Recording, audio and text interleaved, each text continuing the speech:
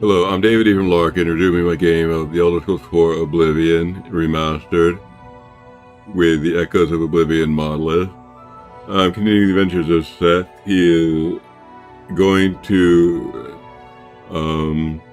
the north right now, in particular Bruma, the northeast, from his current position, in a notional attempt to join the Mages Guild. What he's really trying to do right now is gain a level so he can buy 5 levels of Conjuration and summon a Dremora, which he's then going to use to finish things off in Anvil. The final few quests there involve some hard combat, which is a little too difficult for him right now, so he needs this power advantage to complete matters down there. So it's Bruma for the sake of having something to do, but he really wants to gain a level so he can finish off Anvil. I just finished this dungeon here, and I'm about to continue. But before I do, a reading. I'm going to read. This morning will be Mysterious Akavir and a report, a related document. This report on the disaster at Yonith. To begin with, Mysterious Akavir. Mysterious Akavir. Akavir means Dragonland. Tamriel means Dawn's Beauty. Atamora means Elder Wood. Only the Red Guard know what Yokuda ever meant. Akavir is the kingdom of the beast. No men or mer live in Akavir, though men once did. These men, however, were eaten long ago by the vampiric serpent folk of Saiski. Had they not been eaten, these men would have eventually migrated to Tamriel. The Nords left Atamora for Tamriel. Before them, the Elves had abandoned Aldmeris for Tamriel. The Red Guard destroyed Yokuda so they could make their journey. All men in Mer know Tamriel is the nexus of creation, where the last war will happen, where the gods unmade Larkin and left their adamantine tower a secret. Who knows what the Akavira think of Tamriel, but ask yourself, why have they tried to invade it 3 times or more? And there are 4 major nations of Akavir: Namal, Saiski, Tangmo, and Kapotun. When they're not busy trying to invade Tamriel, they are fighting with each other. Kamal is snow hell. Demons live there, armies of them. Every summer they thaw out and invade Tangmo. The brave monkey folk always drive them away. Once Adasum Dear Kamal, a king among demons, attempted to conquer Morrowind, but Almalexia and the Underking destroyed him at Red Mountain. Saiski is Snake Palace, once the strongest power in Akavir before the Tiger Dragon came. The serpent folk ate all the men of Akavir a long time ago, but still kind of look like them. They are tall, beautiful, if frightening, covered in golden scales, and immortal. They enslaved the goblins of the surrounding isles to provide labor and fresh blood. The holdings of Saiski are widespread. When natives of Tamriel think of the Akaviri, they think of the serpent folk. He had one ruled the Cyrodiilic Empire for 400 years in the previous era. He is potentate Versidus Shai, assassinated by the Morag Tong. Tangmo with the 1,000 Monkey Isles. There are many breeds of monkey folk, and they're all kind, brave, and simple, and many also are very crazy. They can raise armies when they must, for all of the other Akaviri nations have, at one time or another, tried to enslave them. They cannot decide who they hate more, the snakes or the demons, but ask one and he'll probably say the snakes. Though once a bitter enemy, the monkey folk are now allied with the tiger folk of Kapotun. Kapotun is the tiger dragon's empire. The cat folk here are ruled by the divine Tashraka, the tiger dragon. They're now a very great empire, stronger than Saiski, though not at sea. After the serpent folk ate all the men, they tried to eat all the dragons. They managed to enslave the red dragons, but the black ones had fled to then Potun. A great war was raged, which left both the cats and snakes weak, and the dragons all dead. Since that time, the cat folk tried to become the dragon. Tashraka is the first to succeed. He is the largest dragon in the world, orange and black, and he has very many new ideas. First, Tashraka said, is that we kill all the vampire snakes. Then the tiger dragon emperor wants to invade Tamriel.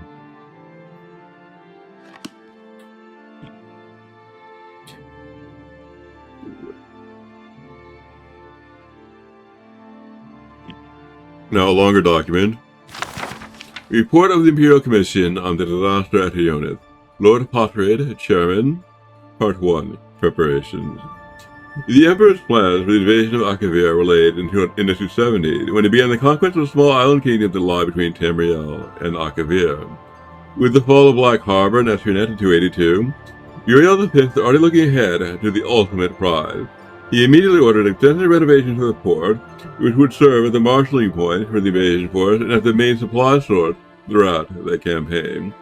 At this time, he also began the construction of the many large ocean-going transports that would be needed for the final crossing to Akavir, in which the Navy was previously deficient. Thus, it can be seen that the Emperor's preparations for the invasion were laid well in advance, for even the conquest of Esrinet was complete. It was not a sudden whim, as some have charged. When Prince Bashirmont yielded Esrinet to the Imperial authority in 284, the Emperor's full attention could be devoted to planning for the Akaviri campaign. Naval expeditions were dispatched in 285 and 286 to scout the sea lanes and coastlands of Akavir. And various Imperial intelligence agents, both magical and mundane, were employed to gather information. On the basis of all this information, the kingdom of the Saiski in the southwest of Akavir was selected as the initial target for the invasion. Meanwhile, the Emperor was gathering his expeditionary force. A new Far East fleet was created for the campaign, which for a time dwarfed the rest of the Navy. It is said to be the most powerful fleet ever assembled in the history of Tamriel. The 5th, 7th, 10th, and 14th Legions were selected for the initial landing, with the 9th and 17th to follow as reinforcements once the beachhead was secured. While this may seem to the layman a relatively small fraction of the army's total manpower, it must be remembered that this expeditionary force would have to be maintained at the end of a long and tenuous supply line. In addition, the Emperor and the Army Command believed that the invasion would not be strongly opposed, at least at first. Perhaps most crucially, the Navy only had enough heavy transport capacity to move 4 legions at a time. It should be noted here that the Commission does not find fault with the Emperor's preparations for the invasion. Based on the information available prior to the invasion, which, while obviously deficient in hindsight, great effort had been made to accumulate, the Commission believed that the Emperor did not act recklessly or imprudently. Some have argued that the expeditionary force was too small. The Commission believed that, on the contrary, even shipping could have been found to transport and supply more legions than a possibility without crippling the trade of the entire empire. This would have merely added to the scale of the disaster. It would not have averted it. Neither could the rest of the empire be denuded of legions. The memory of the Cameron usurper was still fresh, and the Emperor believed, and the Commission agreed, that the security of the empire precluded a larger concentration of military force outside of Tamriel. If anything, the Commission believed that the expeditionary force was too large. Despite the creation of 2 new legions during his reign and the recreation of the 5th, the loss of the expeditionary force left the empire in a dangerously weak position relative to the provinces, as the current situation makes all too clear. This suggests that the invasion of Akavir was beyond the empire's current strength. Even if the emperor could have fielded and maintained a larger force in Akavir, the empire may have disintegrated behind him.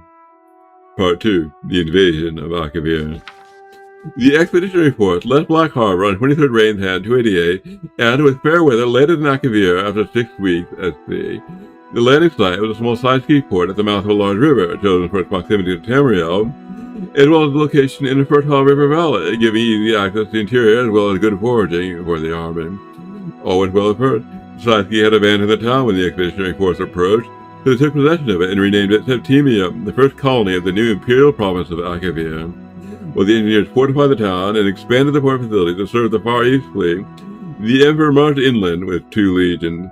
The surrounding lands were reported to be rich, well-watered fields, and meeting no resistance, the army took the next city upriver, also abandoned.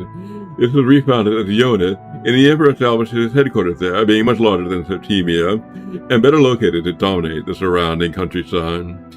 The expeditionary force had yet to meet any real resistance, though the legions were constantly shadowed by mounted enemy patrols, which prevented any but large scouting parties from leaving the main body of the army.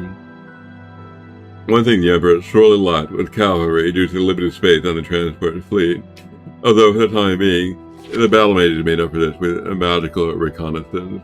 The Emperor now sent an envoy to try to contact the Saiski king or whoever ruled this land, but his messengers never returned. In retrospect, the Commission believed that valuable time was wasted in this effort while the army was stalled at Yonith, which could have been better spent in advancing quickly while the enemy was still apparently surprised by the invasion. However, the Emperor believed at the time that the Saiski could be overawed by the Empire's power, and he might win a province by negotiation with no need for serious fighting.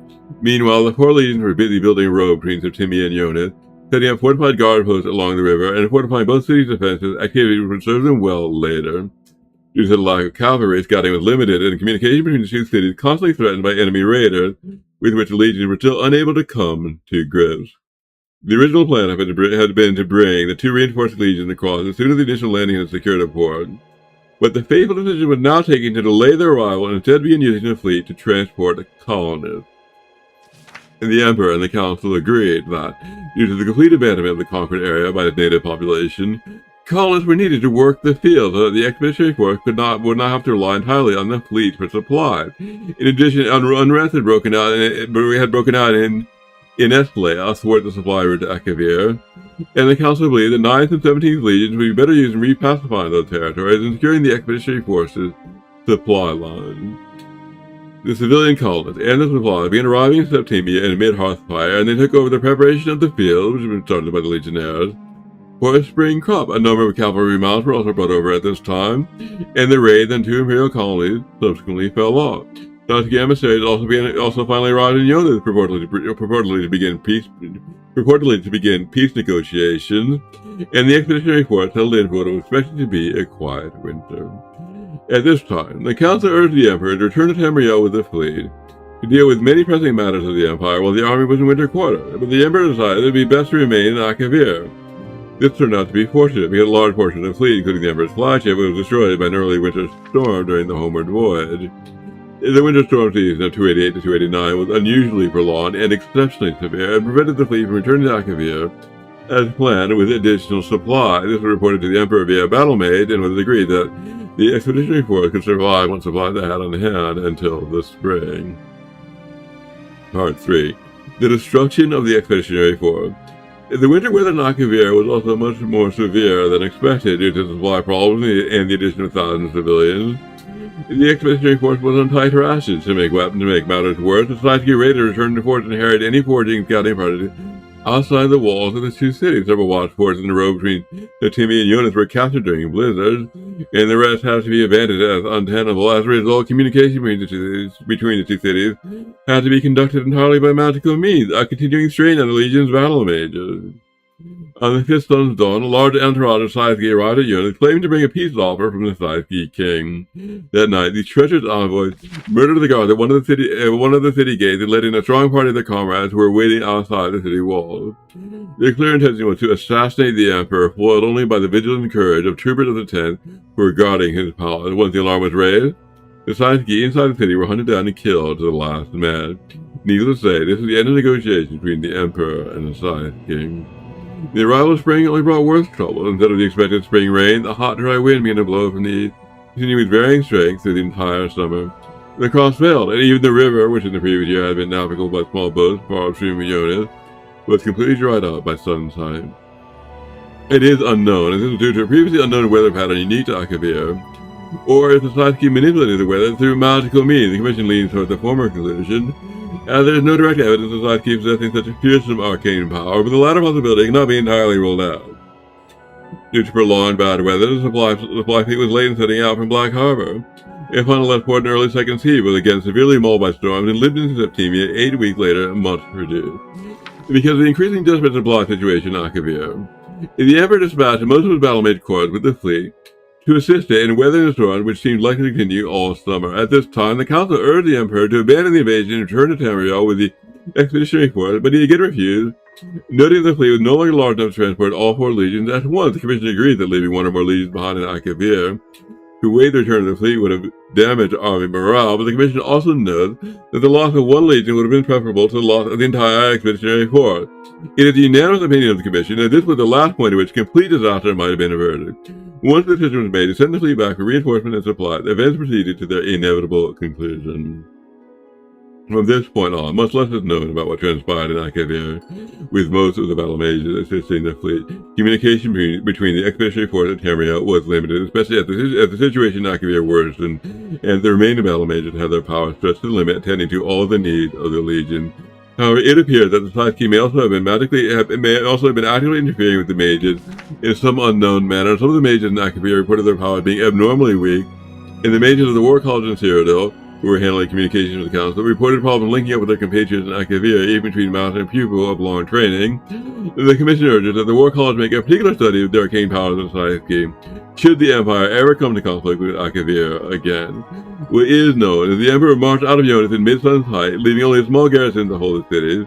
He had learned that the Psyche were massed in forces on the other side of a mountain range to the north, and he intended to smash their army before he gathered full strength and to capture the supplies, of which he was in desperate need. This rapid advance seemed to take the Psyche by surprise, and the expeditionary force crossed the mountains, fell on their camp, routed the Psyche's army, and captured its leader, a noble of some kind. The Emperor was soon forced to retreat, and the legion suffered heavily on their retreat to Jonas. The Emperor now found himself besieged in Jonas, cut off from the small garrison of Septimia, which was also besieged. By this time, seeing that the efforts of the few remaining battle mages were devoted entirely to creating water to keep the army alive, a skill not normally emphasized at the War College, the fleet had arrived safely back to Black Harbor, thanks to the battle mage corps, but all attempts to return to Akavir were frustrated by a series of ever more savage storms that battered Ephraim had throughout the rest of 289.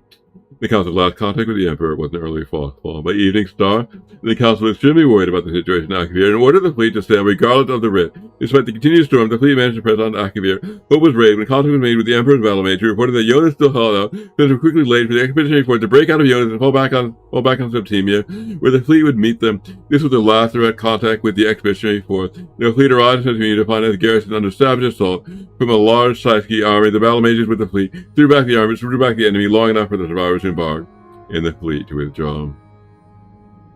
The few survivors of the expeditionary force who reached Septimia told how the Emperor had led the army out of Jonas by night 2 days earlier, successfully breaking through the enemy line, then being surrounded by overwhelming forces on the road to Septimia.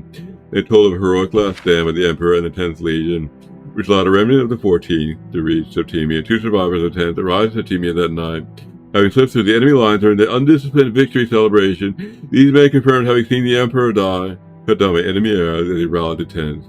Killed well. Part 4. Conclusion.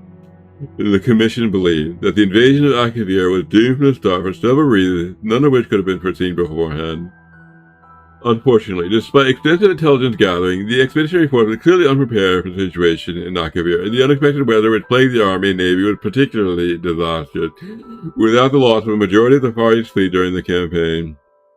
And the expeditionary force could have been withdrawn in 289. The weather also forced the Emperor to assign most of the battle mage corps to the fleet, leaving him without their valuable assistance during the fighting which soon followed.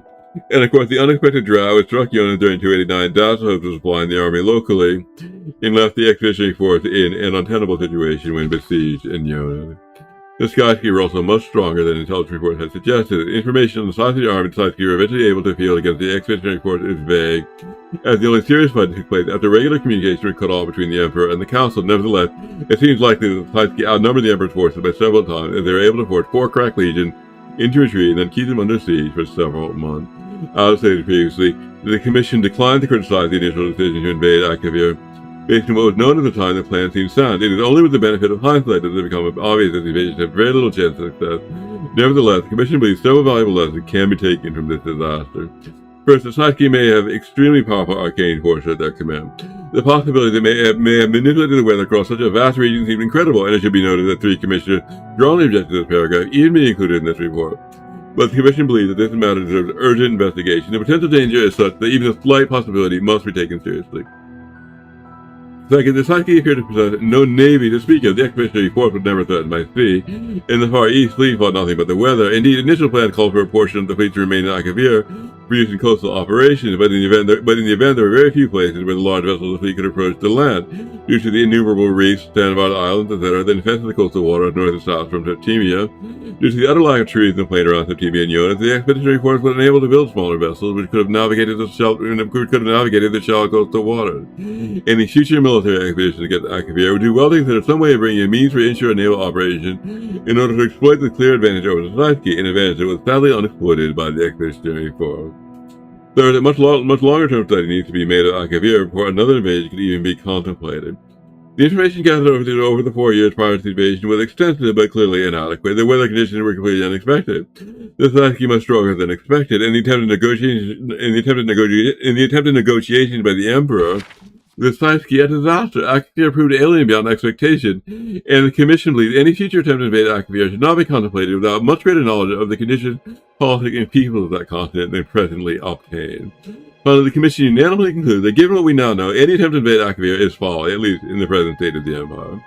The Empire's legions are needed at home. One day, a peaceful, united Empire will return to Akavir and exact severe retribution for the disaster at Jonas and for a fallen Emperor. But that day is not now, nor in the foreseeable future.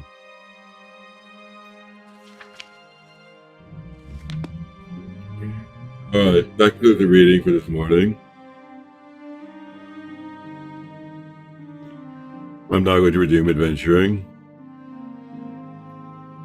Oh, we can guess what the real disaster Jonas was. They thought they could grow food in Akavir, turned out they can't. They weren't actually growing it, they were importing it. And so when the invaders tried to grow it, they all naturally starved to death.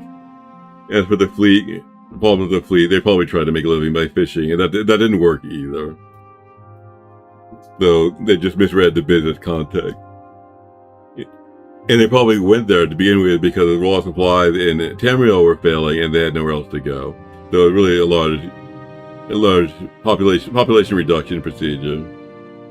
Fairly deliberate. And just lying to the public about the whole thing.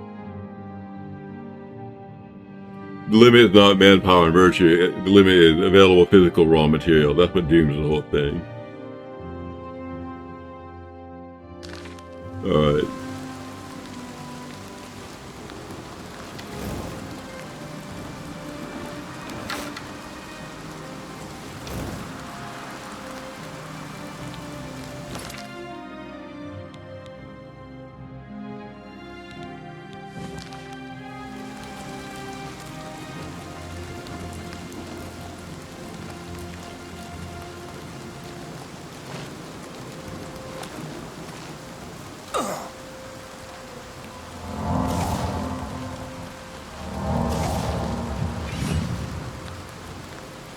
Looks like I gained my... No, yes I did.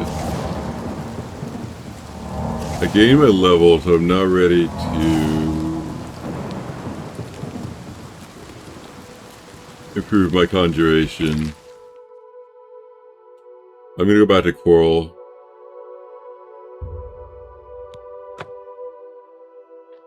And try to train that up.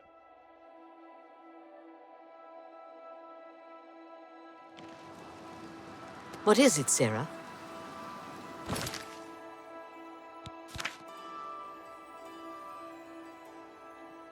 I don't think I have enough money though. See what I can do here. Oh, hello.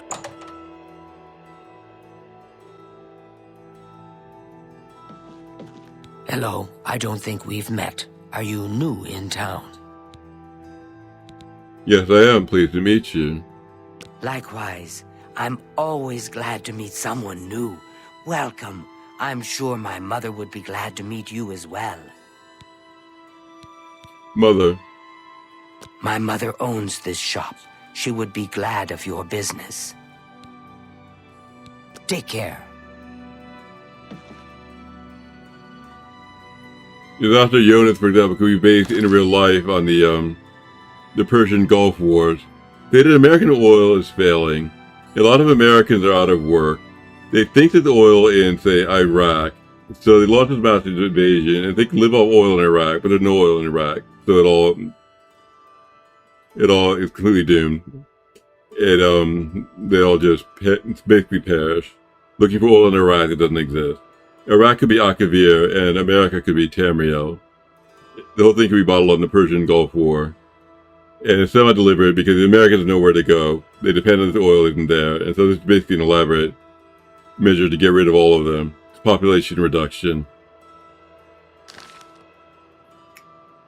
Only the finest wares to buy and barter at Northern Goods and Trades. I'm Cednius, the proprietor. How can I help you? Coral.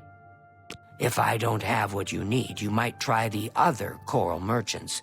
Renoir's has books, fire and steel for your armor and weapons. Joffrey.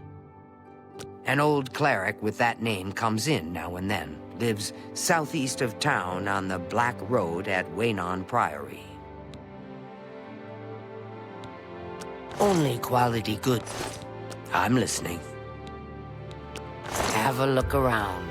You won't find better prices in all Tamria. You're trying to drive me out of business. I can't do that.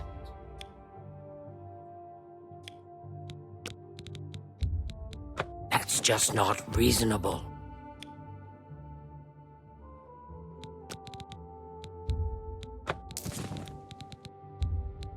And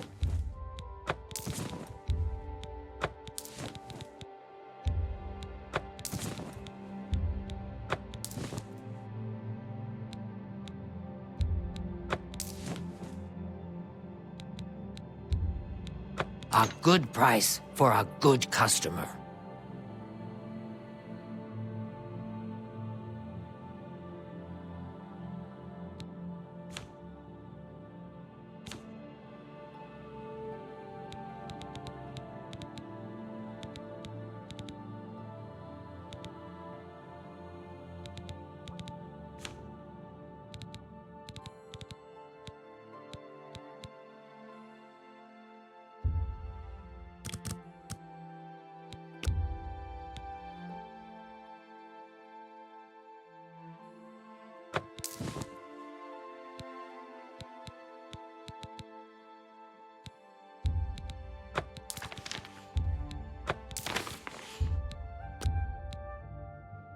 That's more than I'd usually pay.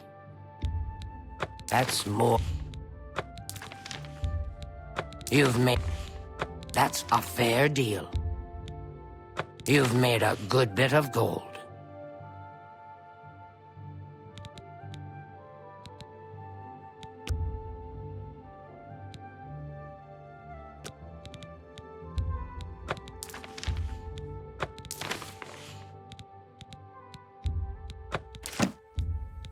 That's a good...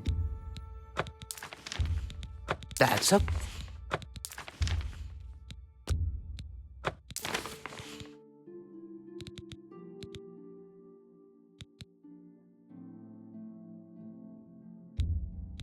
That's a good deal.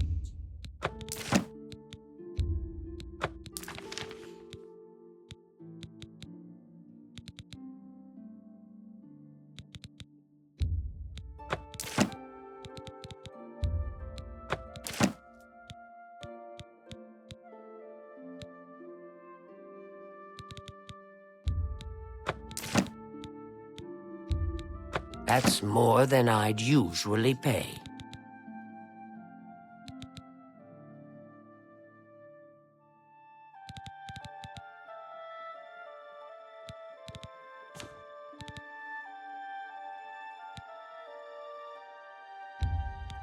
You drive... That's a... You drive a hard bargain. You got a great deal there.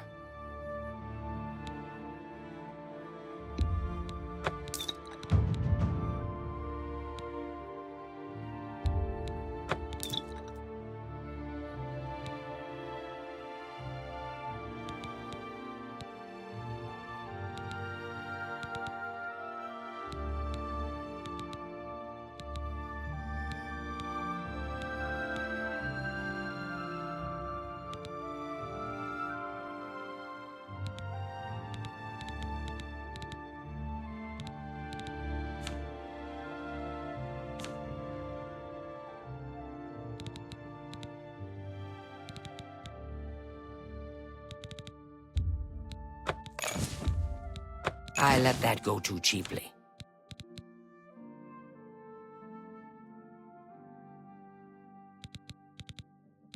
I appreciate your business. Farewell.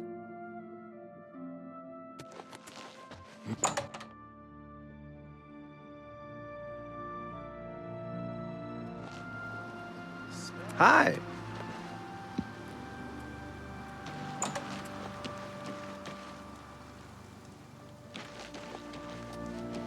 Hello. What is it, associate?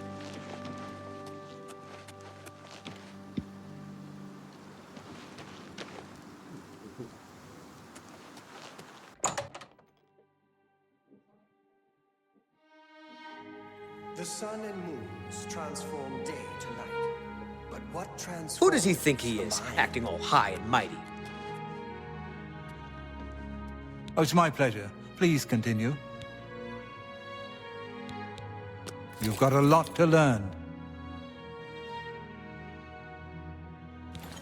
You too.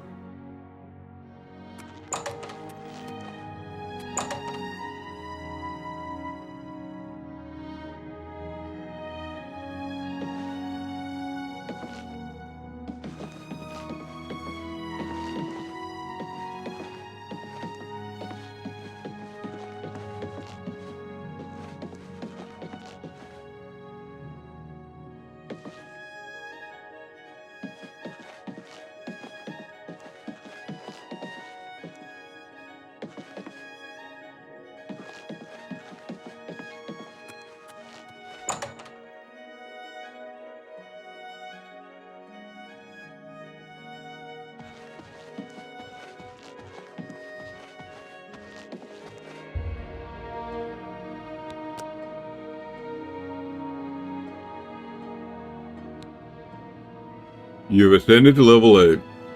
The secret does seem to be hard work, yes, but it's also kind of blind passion and inspiration.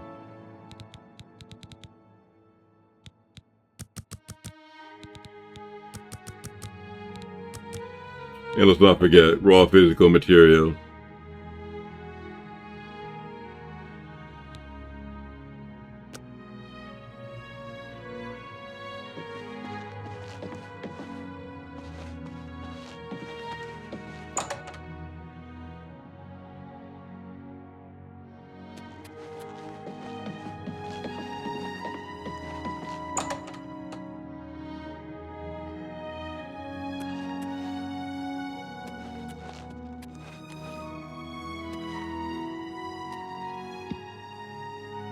Oh, it's my pleasure. Please continue. I can show you some new things. I think it could be extremely expensive. I can only afford one level.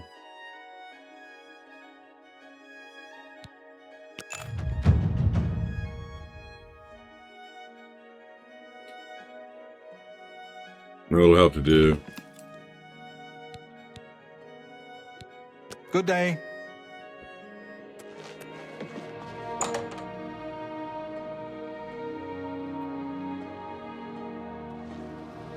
You're off duty now. My feet are killing me.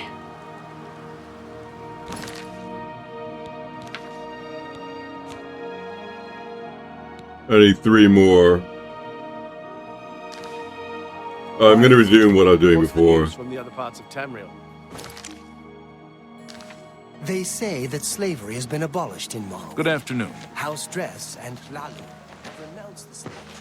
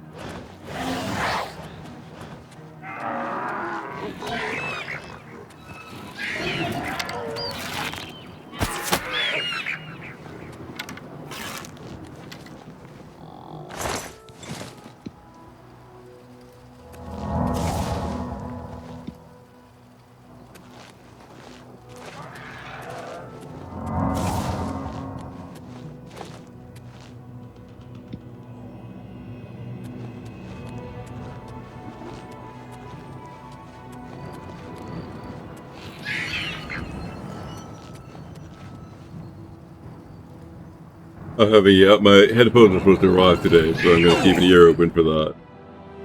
For the package deliverer.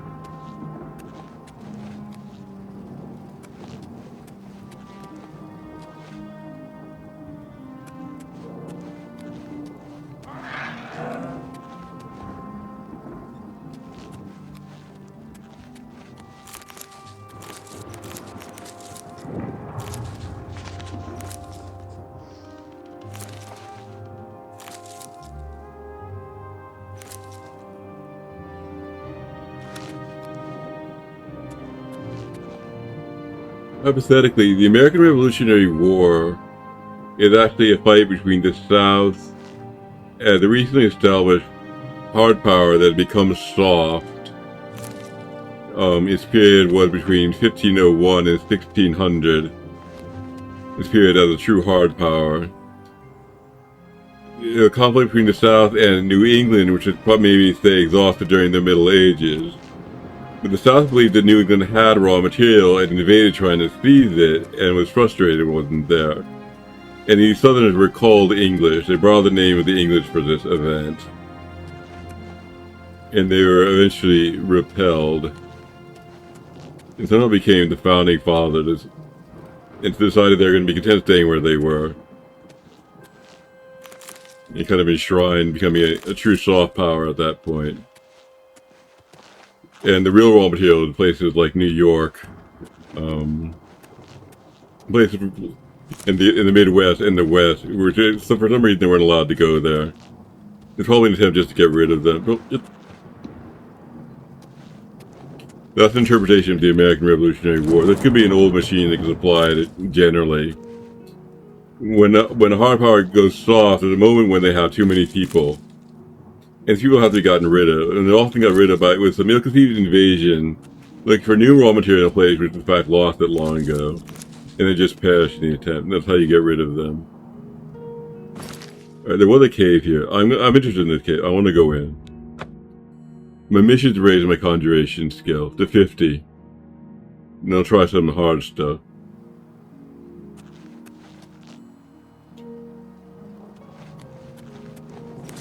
So the South was established at the hard power, say 1501, and they lost it around 1750. Completely lost it. At that point, they're looking for new supplies. And they do it under the heading of English invasions of New England.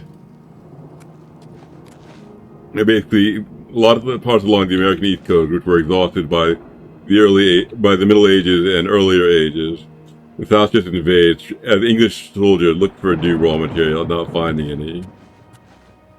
That's how they were gotten rid of. They're unfeedable at that point.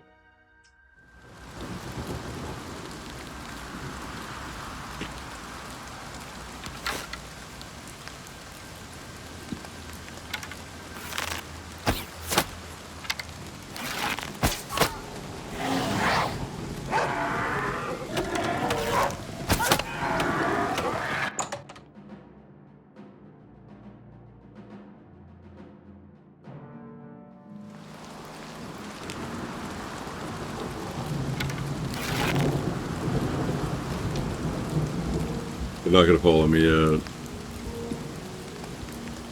There's gonna be trouble here.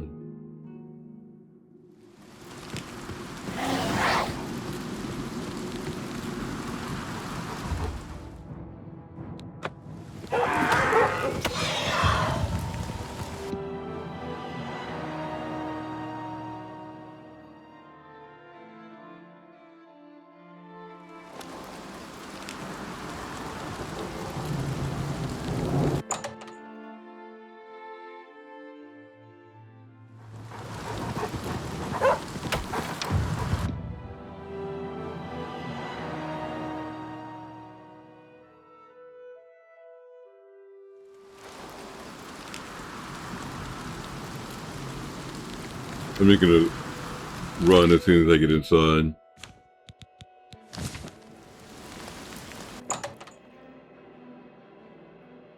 And try to cover my retreat with the zombie.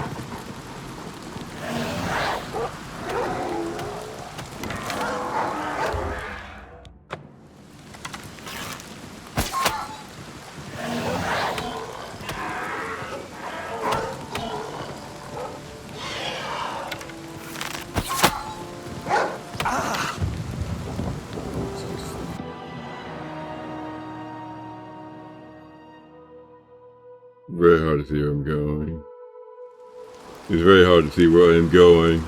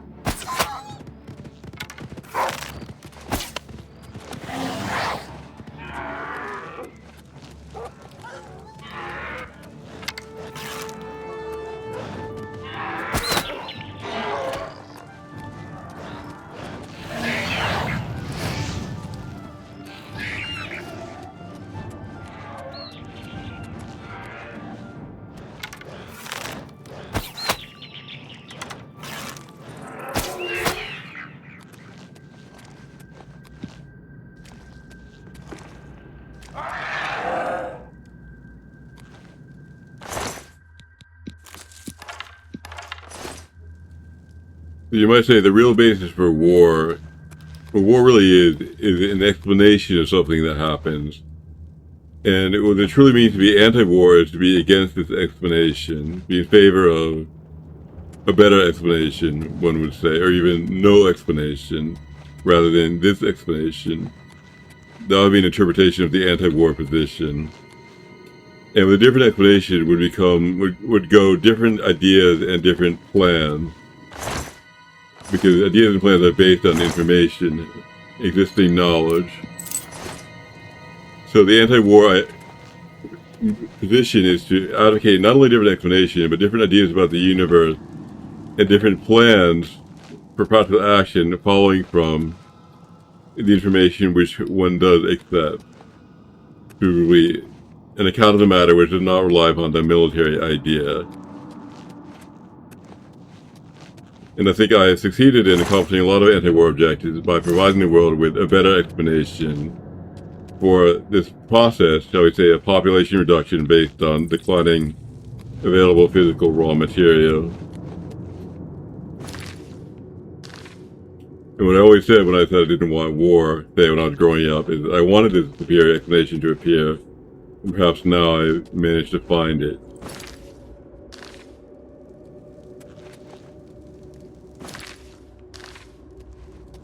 I think a lot of people would like a better explanation, it's not just me. And as I said, better plans in particular. for dealing with whatever it is. That'll be the practical benefit.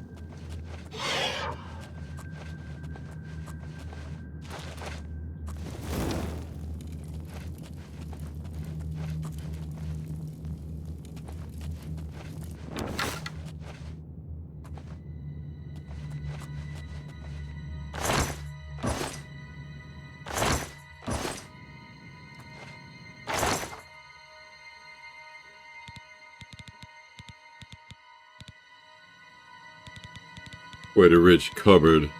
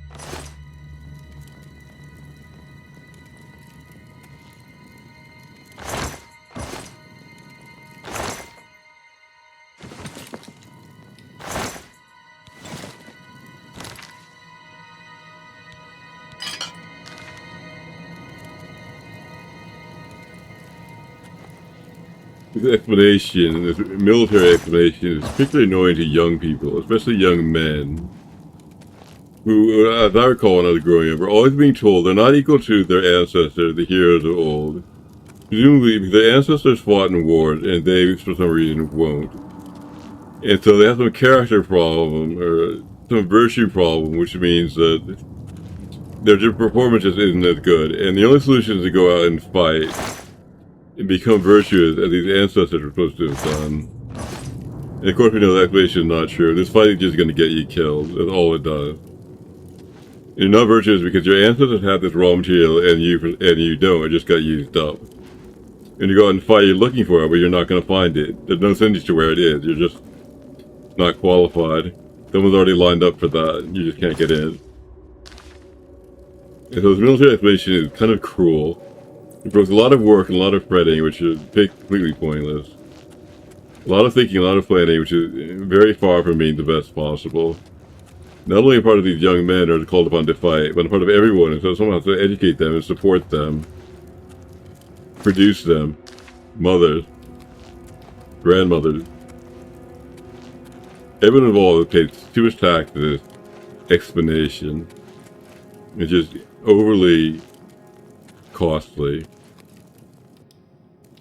Costly to the point of being cruel. A cruel taskmaster.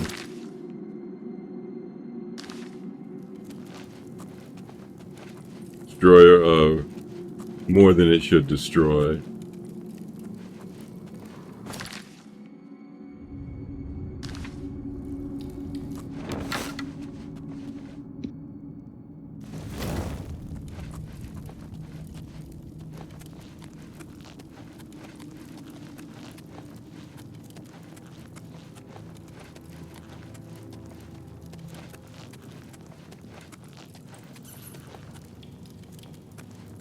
I got a little bit retired during Vietnam, not because mainly because I was born and I was only creating this appearance of virtue without raw material, which was kind of breaking the usual military explanation a bit. But this explanation remained very powerful even though it lost steam. It has not been completely dismantled, as we know from the current newspapers. It should be more dismantled than it has been. Your performance remains very poor.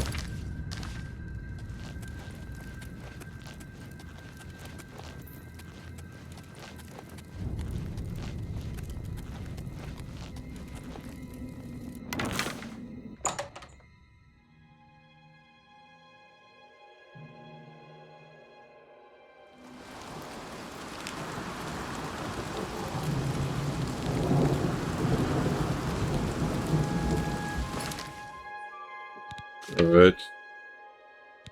My conjuration went up 1 to 48. With this stuff, I might buy another level of training. I'm not entirely sure. Found the lava, it seems kind of cheap. I'm just going to proceed onwards to Bruma.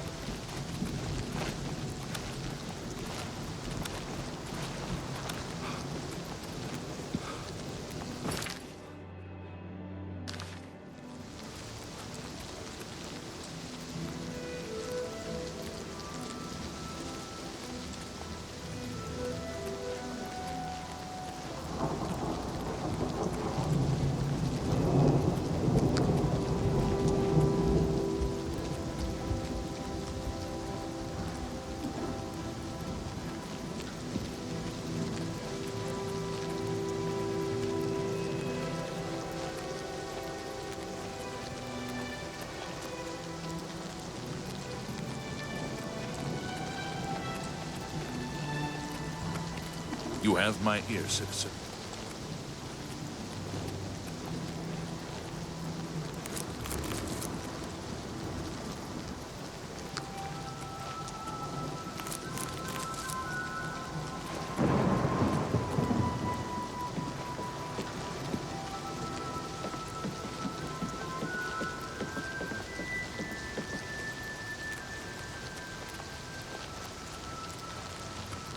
These virtuous ancestors either make up their military background or they find a contemporary military thing that somehow happened somewhere else and they just steal it.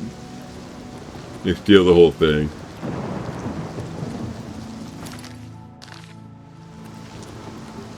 They did not actually do it. That's impossible. The thing is always doomed. It did not lead to virtue. It did not set up that way. You have to be desperate to even try it. Actually desperate. But then it's already too late to become virtuous. You're just undersupplied.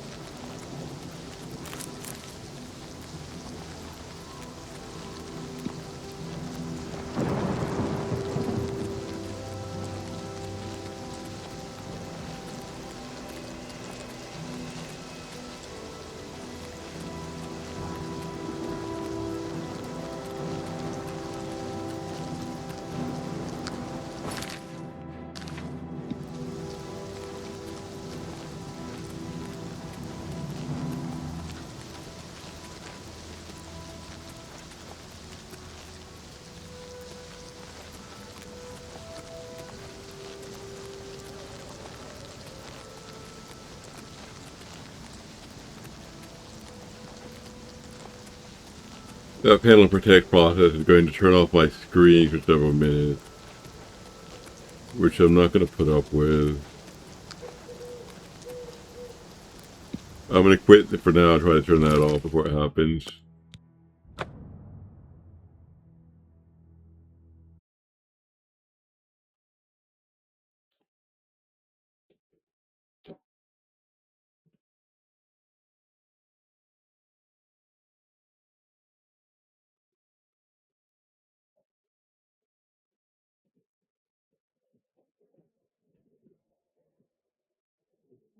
Alright, now I'm going to resume.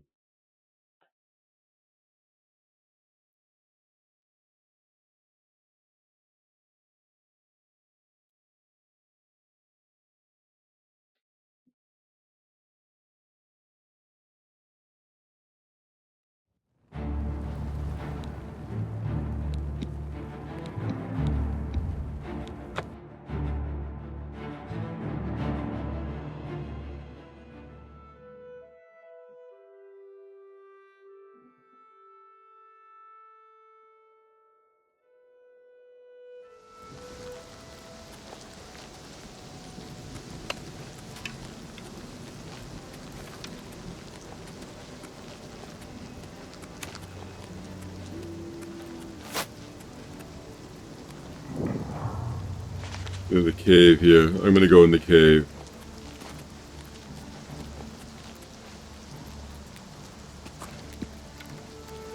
That's the best you can do? This is the part where you fold down and bleed to death.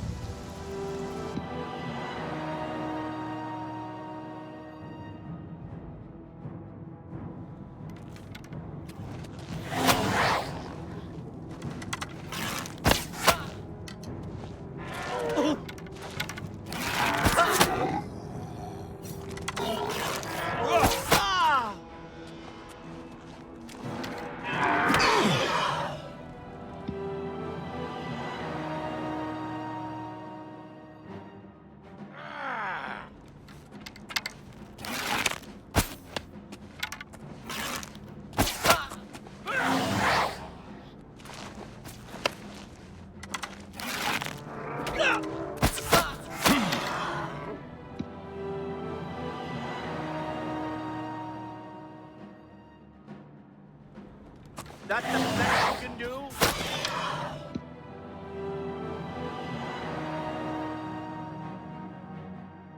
Ha ha! Like a pregnant cow!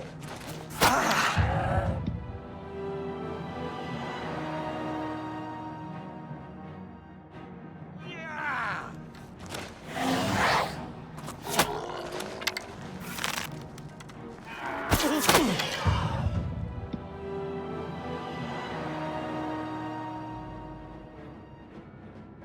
Damn you!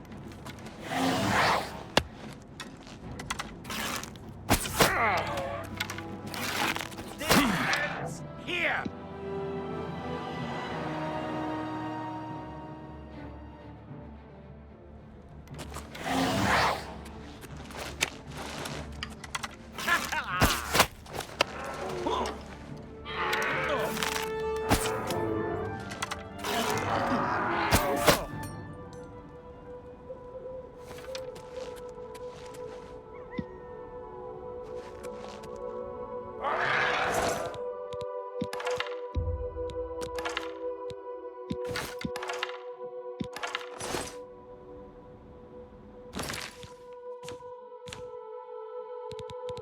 My steel bow does 10 damage. The silver bow also does 10 damage. Let's see.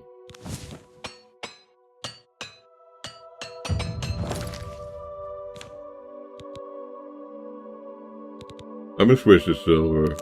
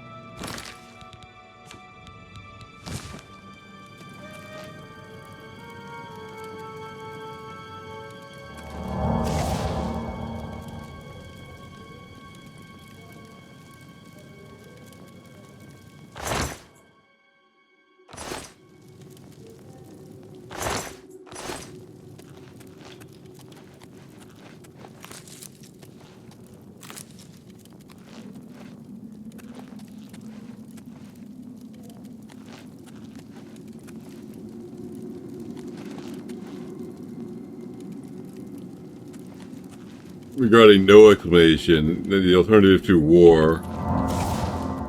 I'd like to point out that the latest round of population reduction that occurred, say, in the last 5 years, occurred in time of peace, and in fact, people weren't even aware that anyone was dying. They were replaced by impersonators without any notice. That can be considered the operation of the no explanation. People just die, and then the slightest account given to anyone, ever. And I think its performance relative to accomplishing a similar move with a public war, a publicly declared war, is quite competitive, even favorable. You avoid a lot of mess that way, just by not explaining. A lot of unnecessary damage.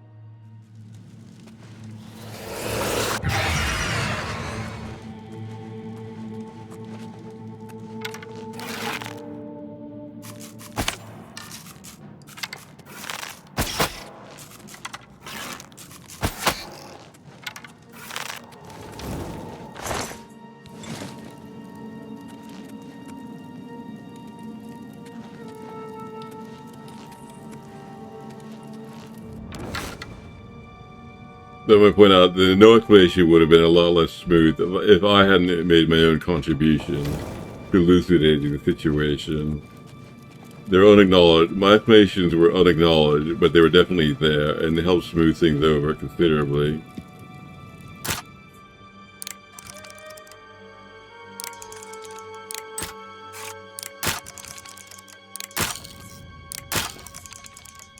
If I hadn't been there, there might have been a war. It might have happened.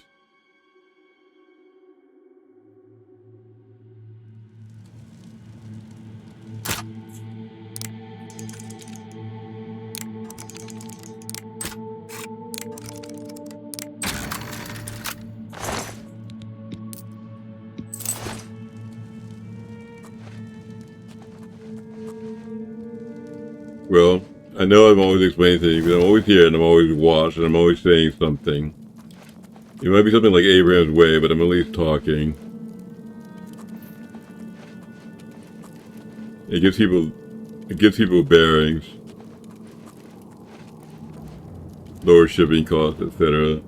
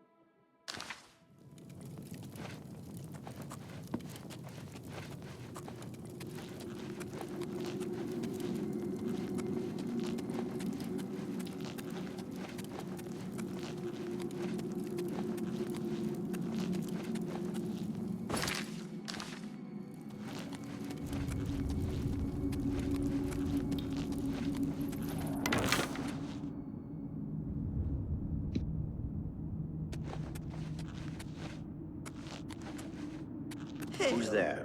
What's new with you? I ran across a couple of mud crabs not long ago. Annoying creatures. Well, at least they're slow Where and not are too you? bright. Their pincers are sharp, though. Hello? Who's there? You'll never take... Well, at least they're slow and not too bright. Their Farewell.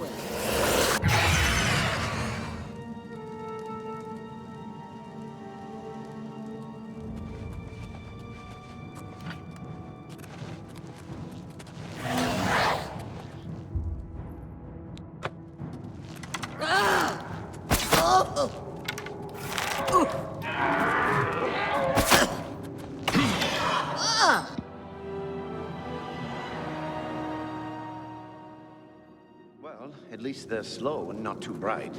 Their Farewell.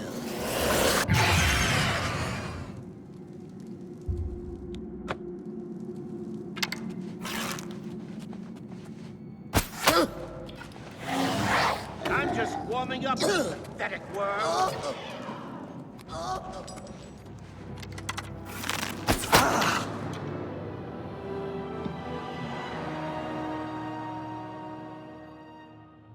Well, at least they're slow and not too bright.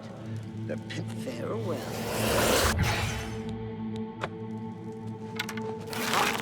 Where did you go? Come out where I can see you.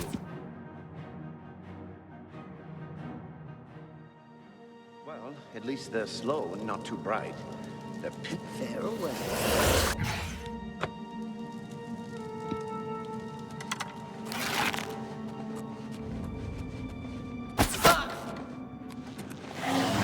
What's the matter? Getting tired?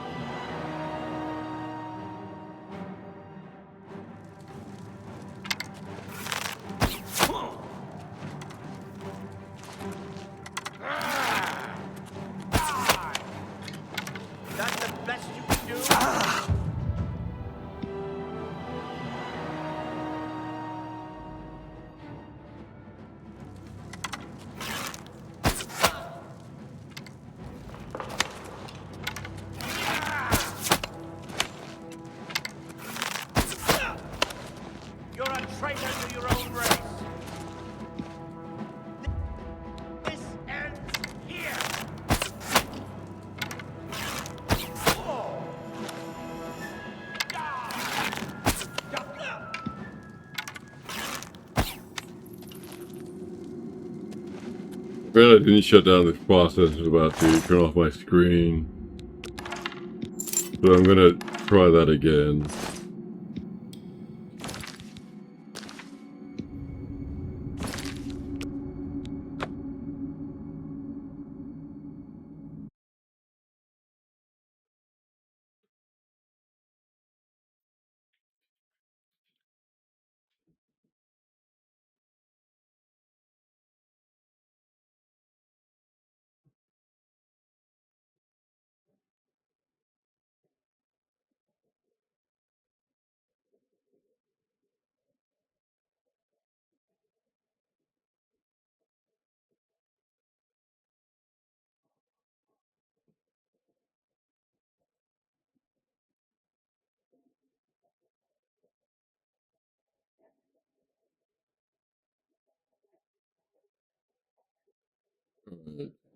Maybe that will work.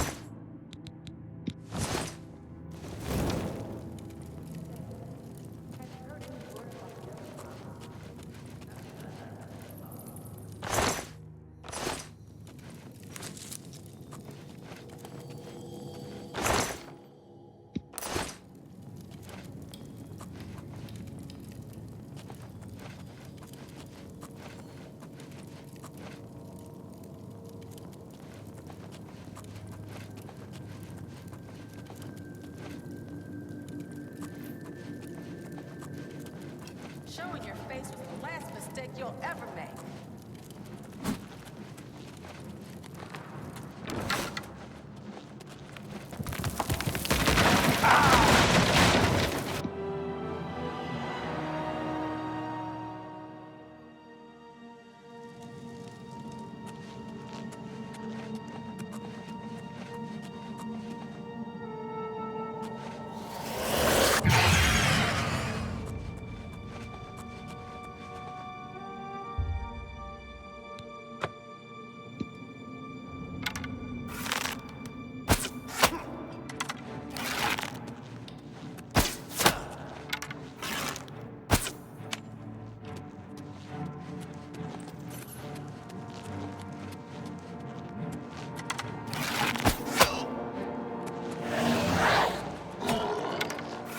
You're pathetic.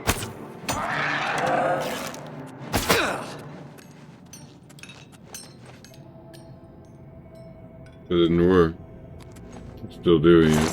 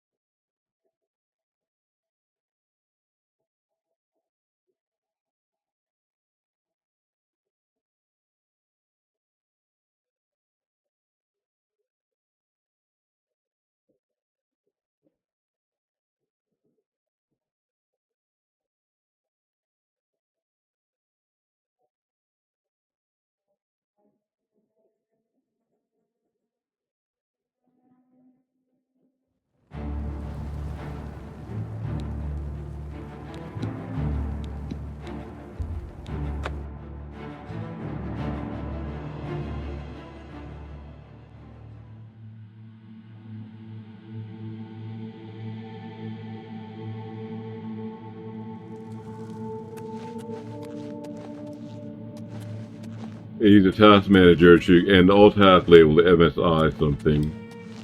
MSI, the name of the manufacturer of this monitor, and its software is trying to shut it down temporarily to quote-unquote protect it. It runs some kind of pixel laundering process, which prevents some kind of long-term damage. I don't know what exactly.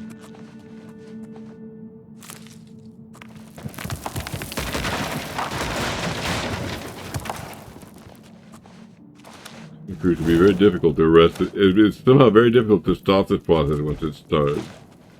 It really does need to shut the thing down. I believe it does. It believes that it does.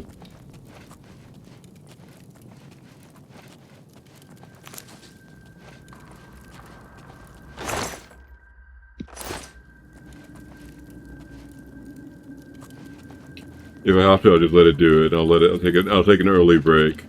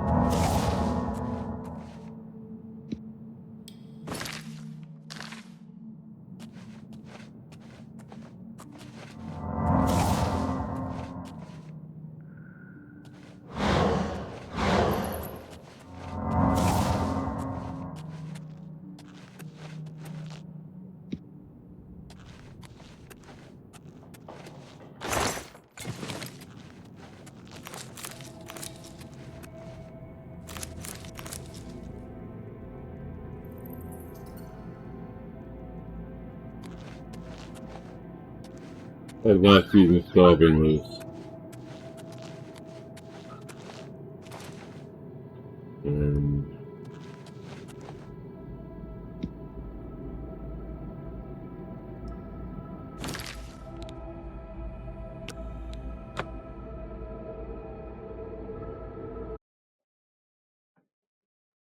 I'm just gonna let it start. I'm taking my break early.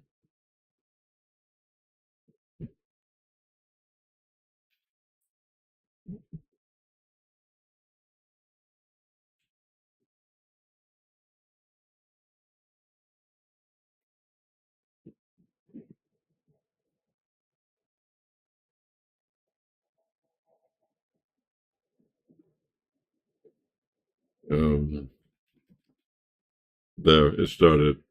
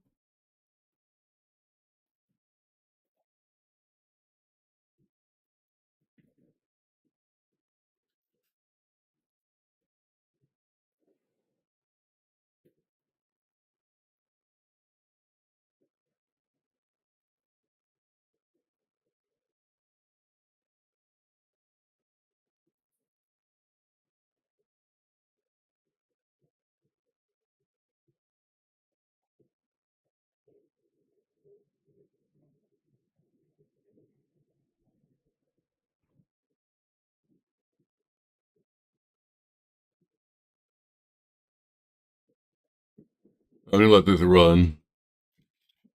When it reactivates, it reactivates. I'll resume my game.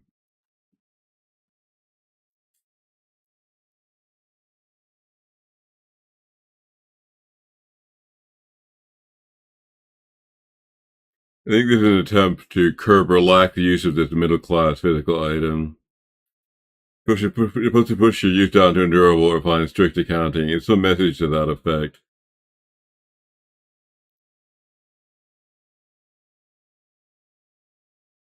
Attempt at law enforcement.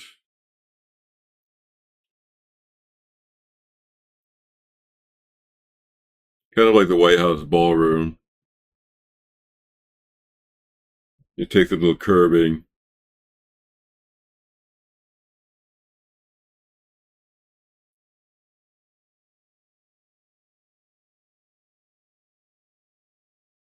I'm back. Alright, that wasn't too bad.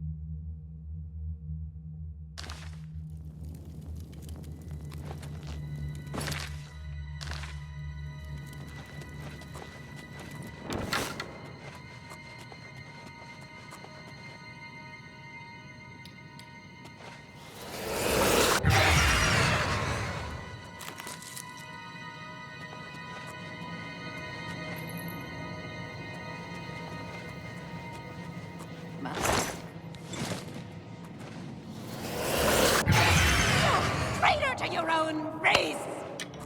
Show me what you got.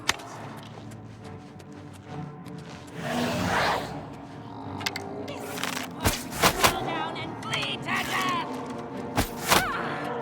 Die, damn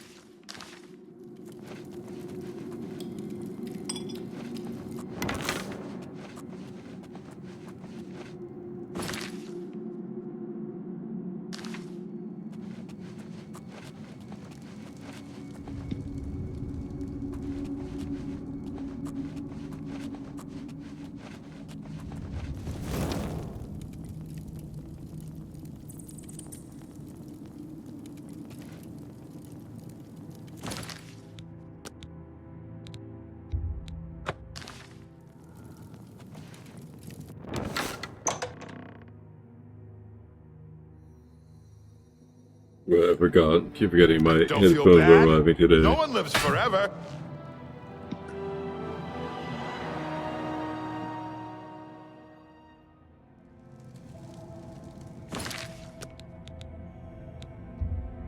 This is going to prove awkward, I think.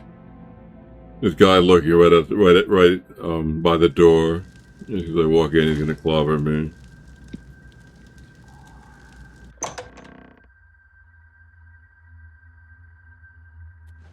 Die, Kirk!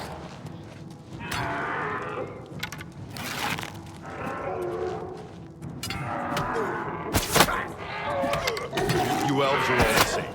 All flash and no fury.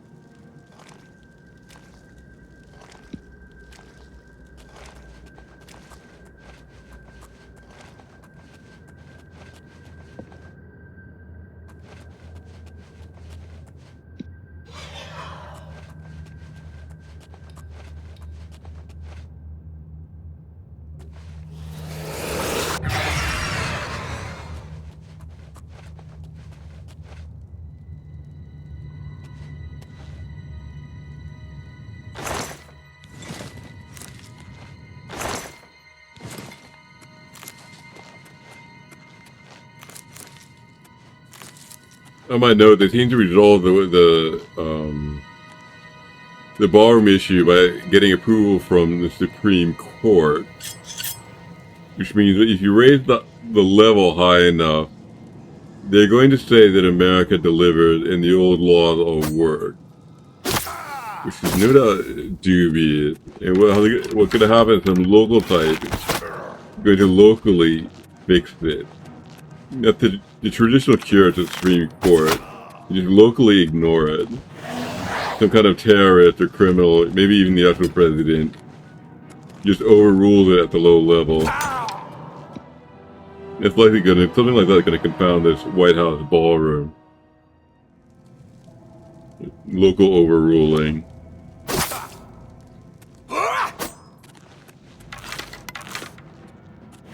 I predict it. Let's get this over with.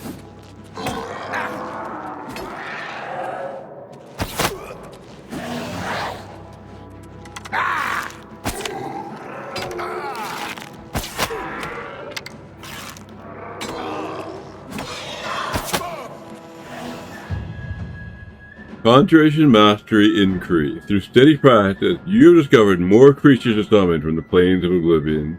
You are now a journeyman in conjuration magic and can cast journeyman level conjuration spells.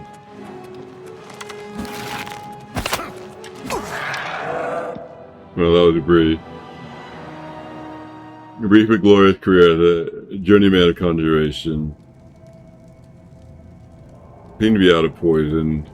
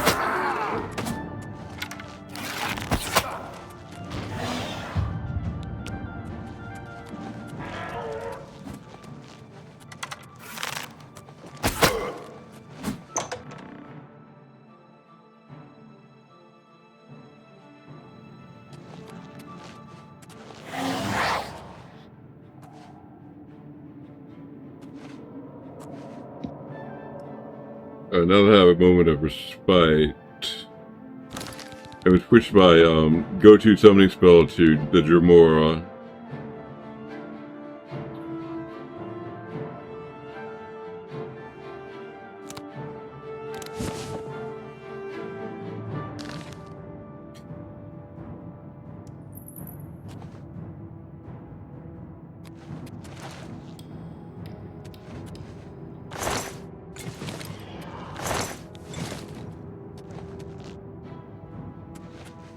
That'll take a lot of mana, but it'll be a strong spell.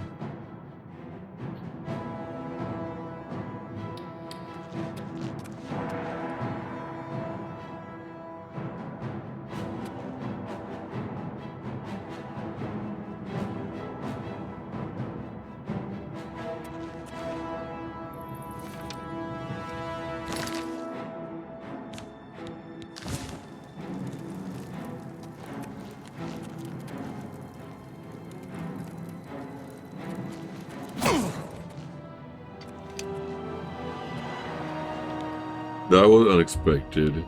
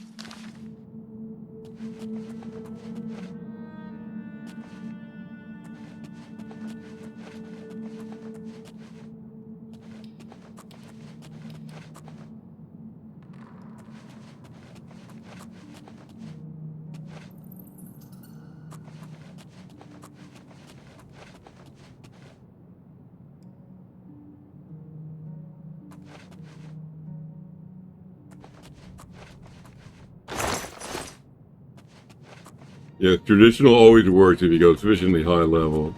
That opens the way for a local counterattack. That's going to be a kind of a standard move. I say that in reference to the White House Ballroom, but it applies generally. You can find a liquor or anything really. You want a traditional solution, you go high level, but then the locals undercut it. The real war is probably local. You probably want to concentrate considerable force there and not get too high level. You better defense.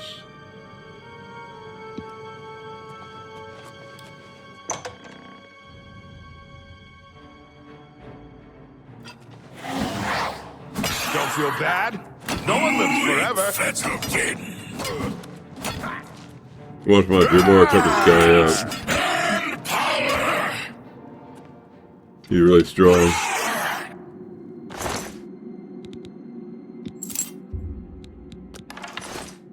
Expensive, but strong.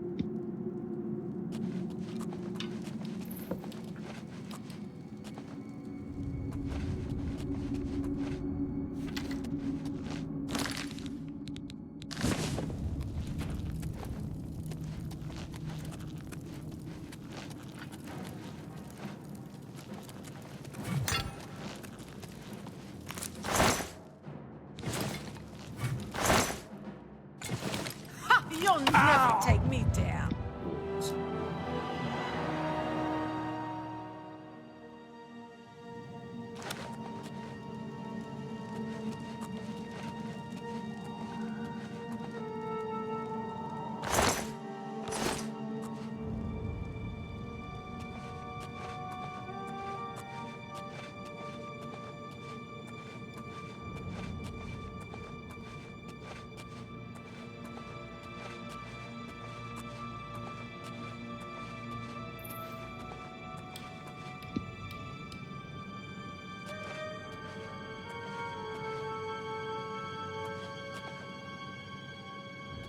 I know my advice applies to the president, but the general concern right now, a form of the struggle is just always happening everywhere.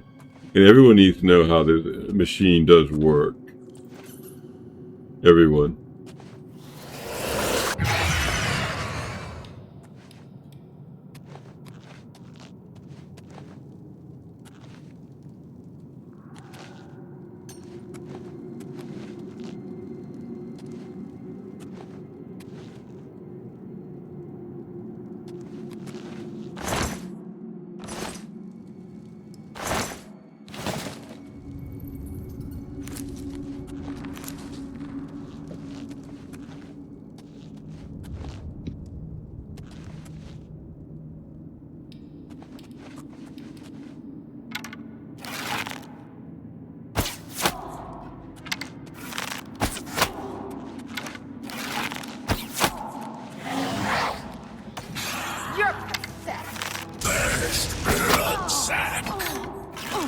More of the machine. Incredible.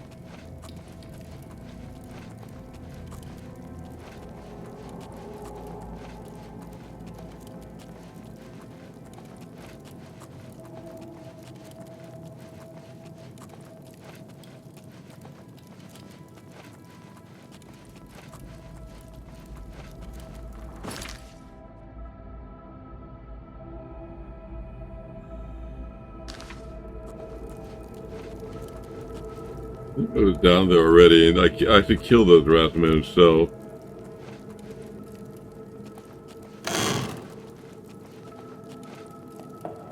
Alright.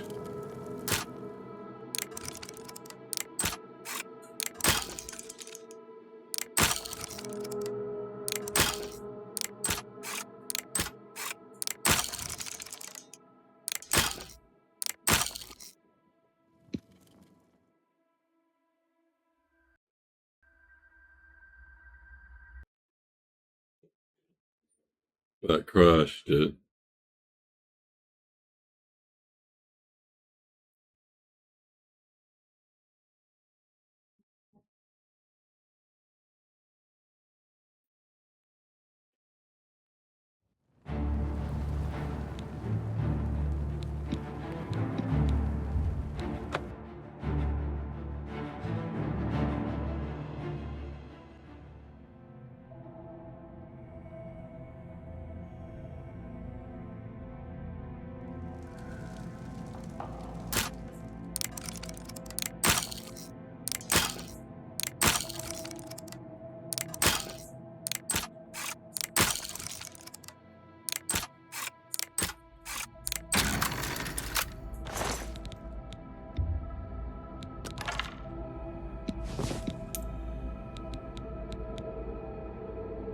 These are very valuable.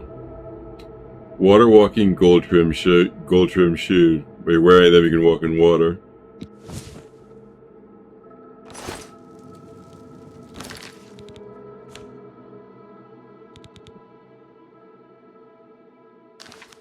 Alright.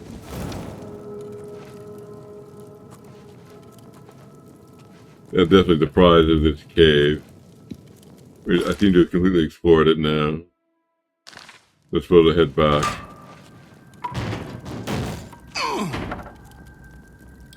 That doesn't turn out well.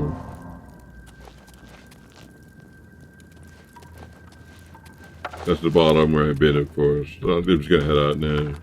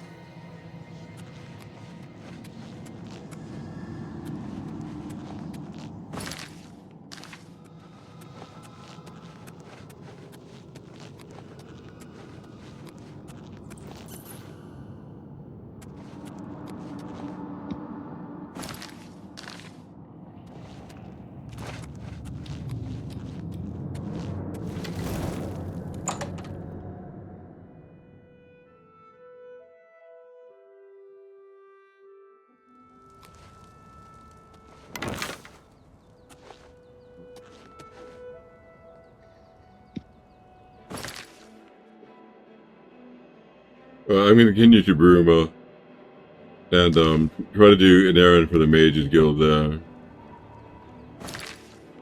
I guess it's east and a little to the south.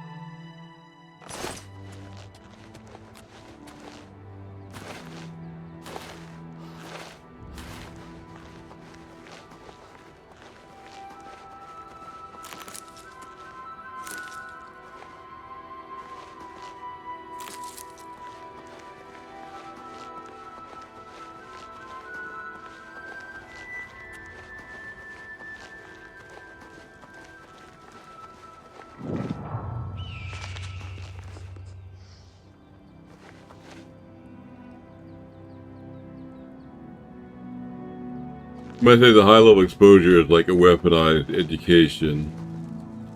There's a market there which is very valuable, and as you spend a lot of time there, you become fixed in a position which is compatible with that market, but which is incompatible with the lower level market, with different mechanics and, in many cases, a different law, a different natural human law. To be well adapted to one market will disqualify you for the other. And so the promote to kill operation is to force people into education, permanent education in the high level, then start a low level offensive, and they can't adapt and respond to it because they're fixed in the high level position, and you just take them out. That could be a theoretical account of that move. It's based on a weaponized education.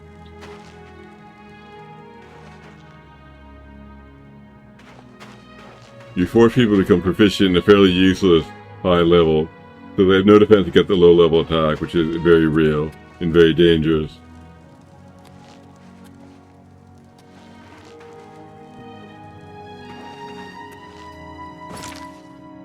I'm looking for the Mages Guild now.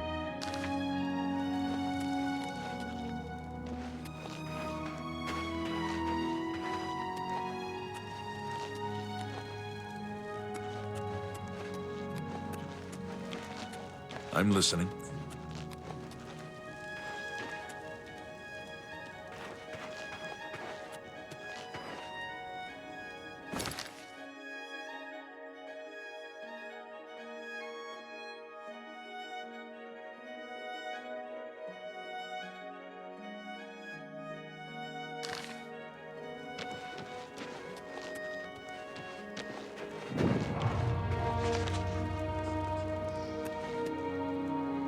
Oh, I also spent the night here. Well, no, look for the Mages Guild.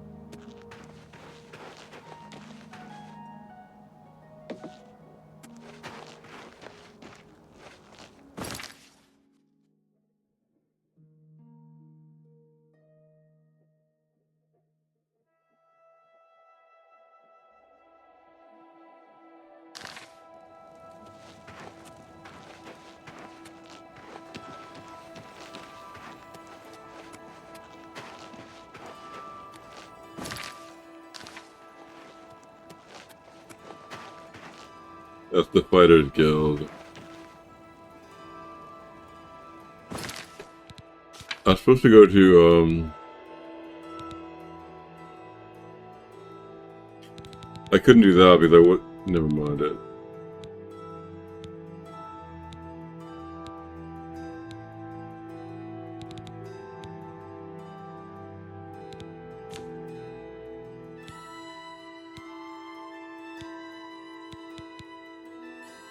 I was supposed to go to Chaden Hall now, which is not where I am, so I'm going to leave this thing alone.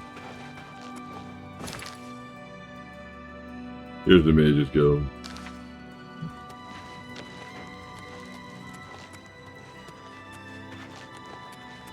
I can definitely get a bed here and work.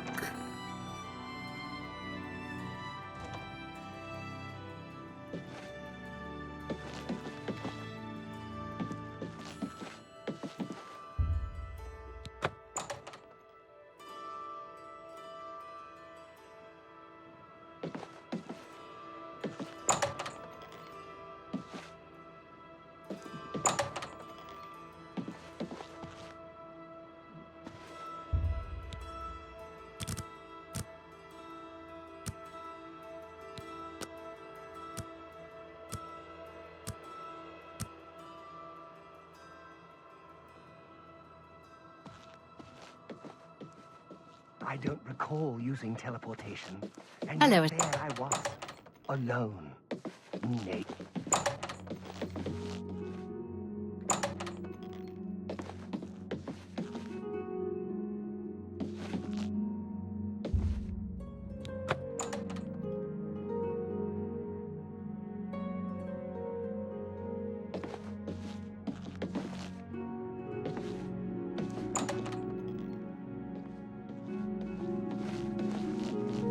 Volinaro, at your service. Need a spell? Need an item recharged? Need a witty practical joke played on someone? I can handle it all. Let's do business.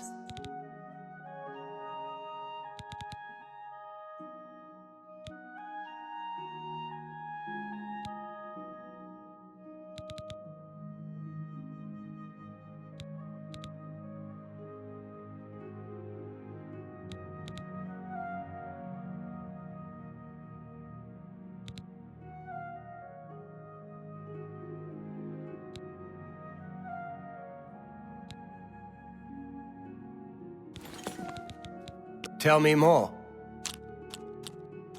I can't argue. My life is... Don't talk such... What a dumb joke. Don't talk such rot. That's just... Such a... I won't fight you.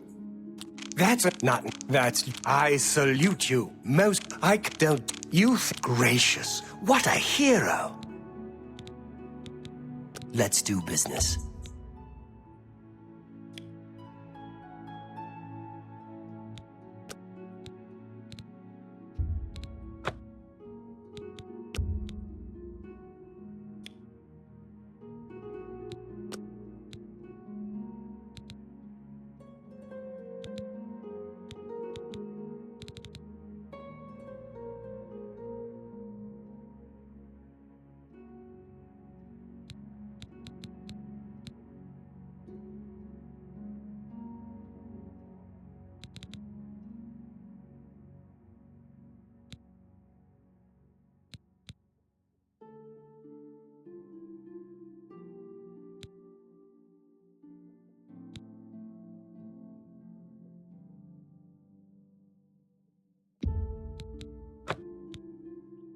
I appreciate your business.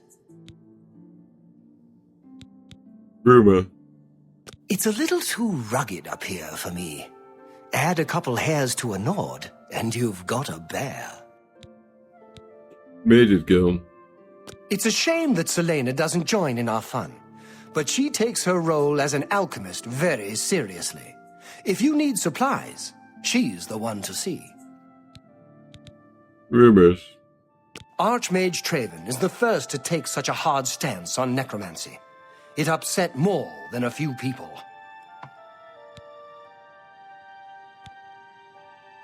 You too.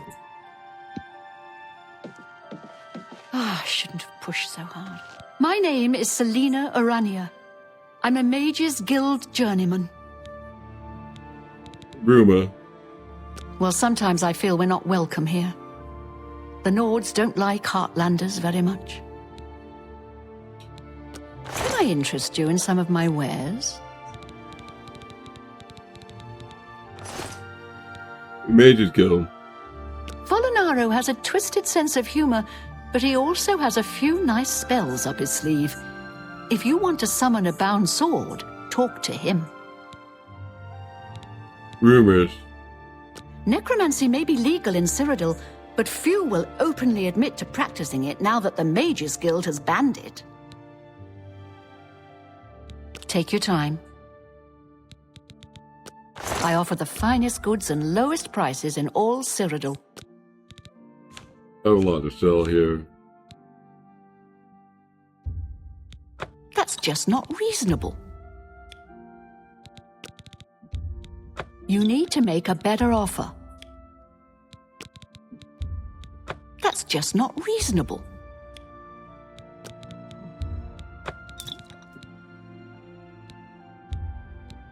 That's a good...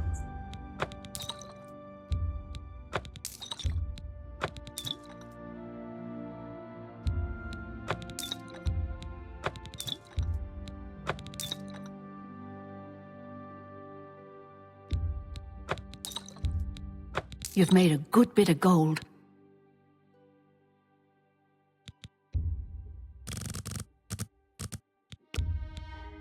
A fine transaction.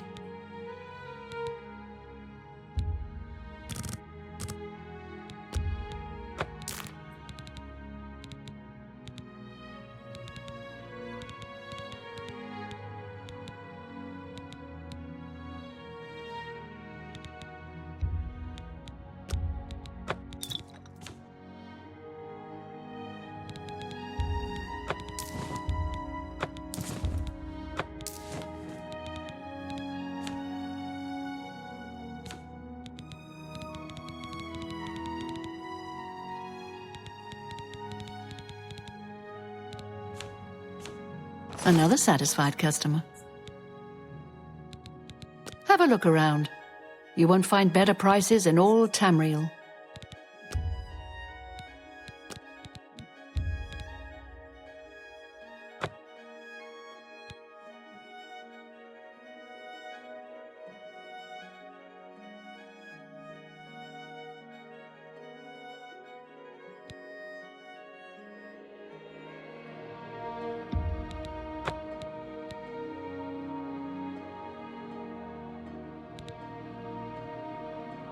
Thank you for your patronage.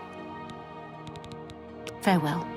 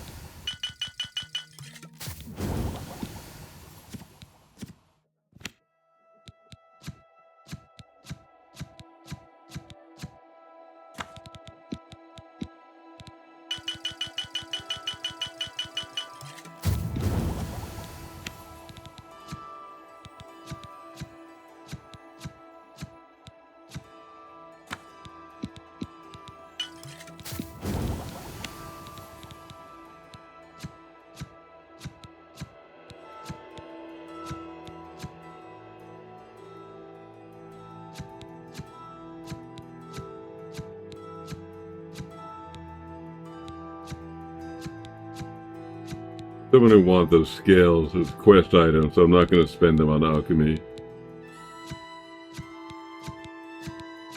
A farmer outside the gate, a stable person outside the gates of Imperial City.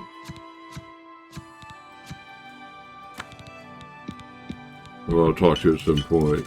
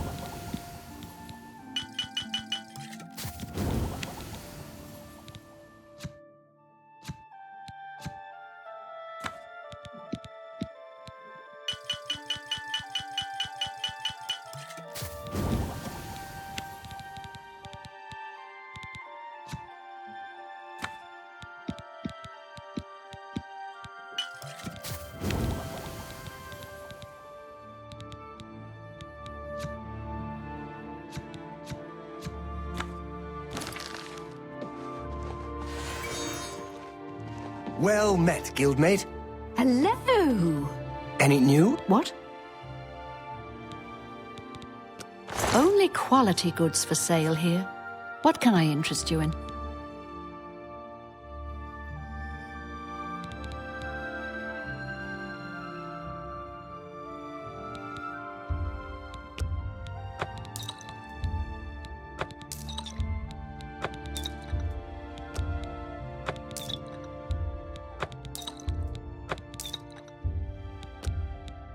You got a great deal there.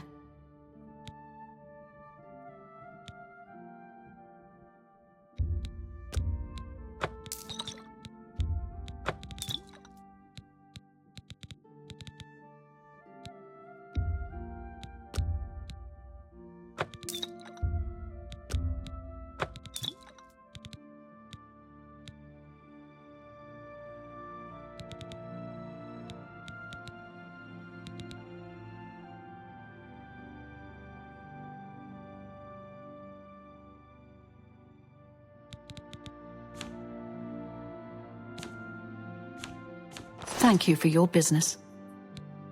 Bye.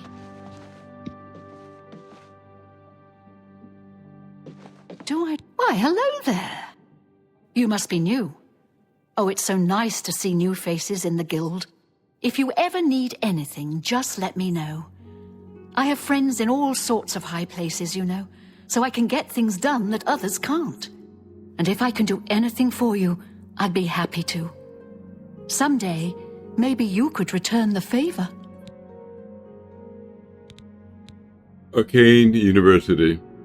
Why, all the important people in the guild are there.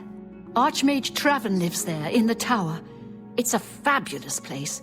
You really should see it someday. I've been there many times myself. The Imperial City just wouldn't be the same without it. Maybe someday, if you know the right people, you might get a chance to see it. Recommendation. A recommendation from me? Well, of course. Raminus would naturally want my opinion, wouldn't he? This is a situation we can both benefit from, associate. You do me a small favor, and I'll happily send along a glowing recommendation. If you can find Jaskar, I'll write the recommendation immediately. Jaskar? He's disappeared. I mean, he's really disappeared. No one here has seen him in days. Volinaro thinks maybe a spell backfired. If someone from the council were to stop by and find him gone, it'd look bad for me. I can't have that. Talk to the mages here and see what you can find out. If you can make Jaskar reappear, you'll have your recommendation. Rumor. You know what it's like. Make lots of friends and look busy. Same as anywhere. Mages Guild. Guild members who have access to the university can craft their own spells, not to mention chat with the most important people in the guild. Rumors. Some say that Traven is misusing the power of the Archmage's position to further his personal agendas. Please come find me as soon as you've located Jaskar.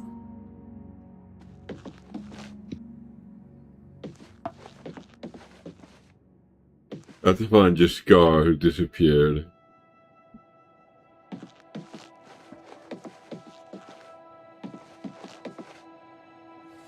Jaskar, right here. Go away. You'll ruin everything.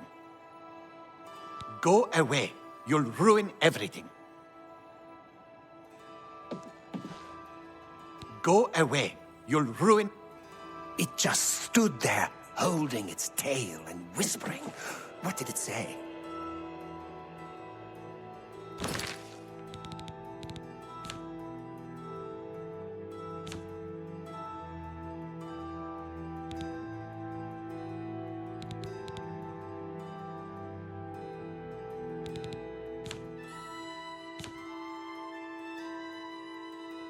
Maybe I need to charm him, but I don't seem to be able to cast a spell. Go away. You'll...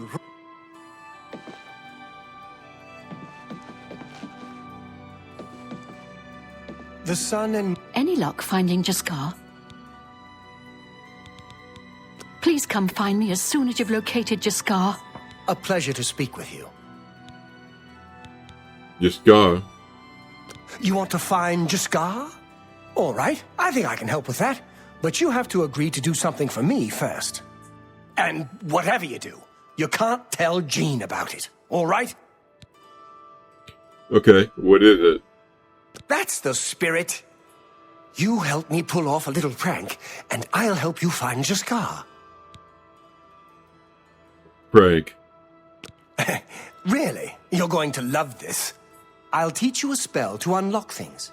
What you need to do is get into Jean's desk and bring me her manual of spellcraft, okay? Her room is upstairs. Make sure no one sees you. You do that for me, and I'll make sure you can find Jaskar. Jean Frosterick. With all due respect to our wonderful leader, she couldn't cast her way out of a paper sack. It's insulting that we're here, working for her, when she knows nothing. She's managed to butter up the right people just enough to keep her position, and there's little we can do about it. But we have our ways of coping with the situation. Frank. Just go unlock Jean's desk with that spell I taught you. Find her manual of spellcraft, and bring it here to me. Her room should be easy to find. It's the only one upstairs that has a door. Just one more privilege she doesn't deserve.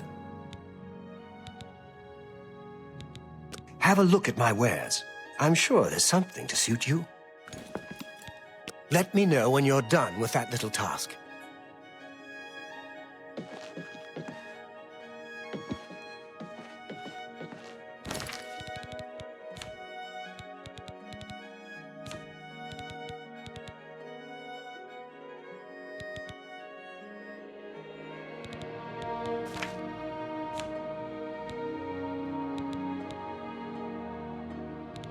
The alteration is very low.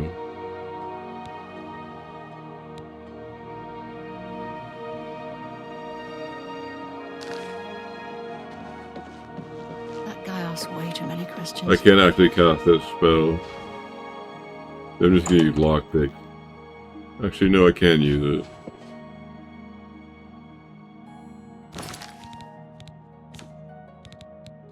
I'll just use this one.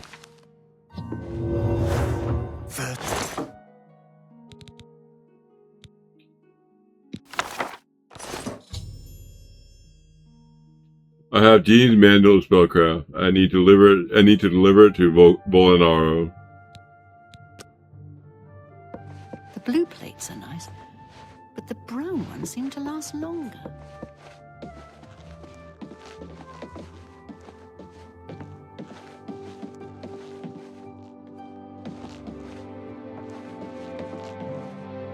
Have you pulled that little prank yet? Prank. You've got Jean's book, I see.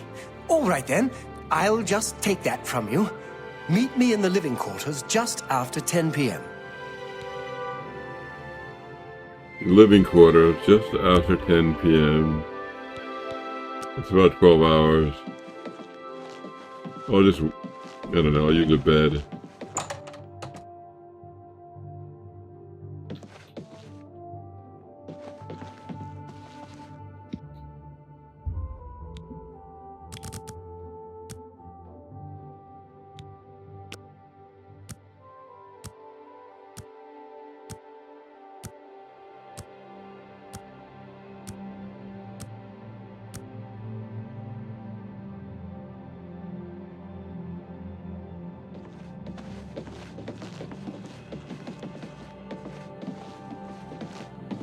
Good day. Frank. It was a good idea, wasn't it? I wonder how long she'll spend trying to figure out where she put it down. Don't forget, be down here at 10 p.m. I'll see you then. Hello, associate. Clearly, he was wrong. Yet I do think he meant well. Who put that there?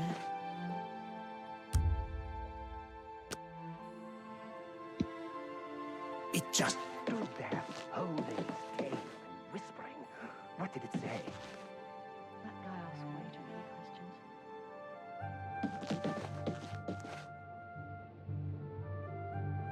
Do you want to drop the sweet roll or hand it over and come back later? Dunno. So many bottles to collect. So many bottles to collect.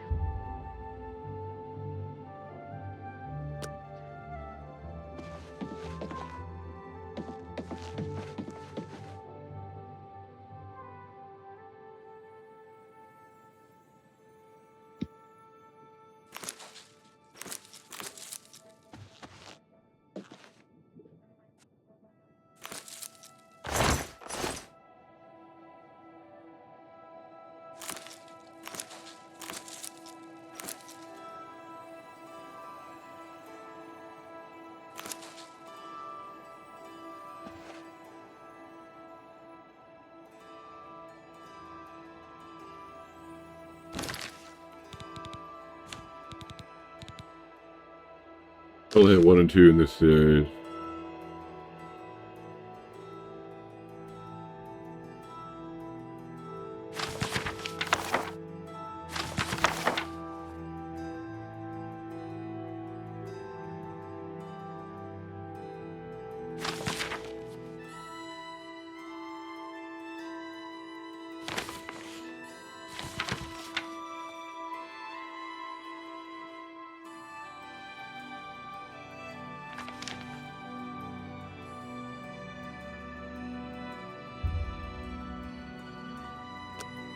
What was I thinking?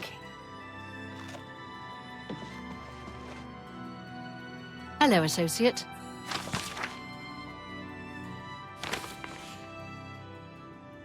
Such useless creatures.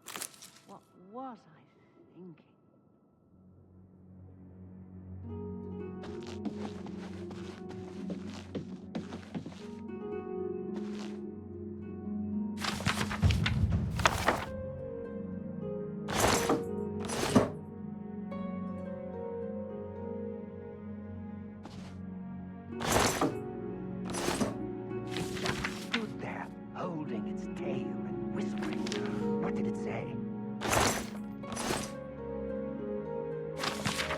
Out of the noisome din of the common tap room, they had your view. Peaceful, tasteful, only for the most discerning of customers. Everyone knows quality comes at a price.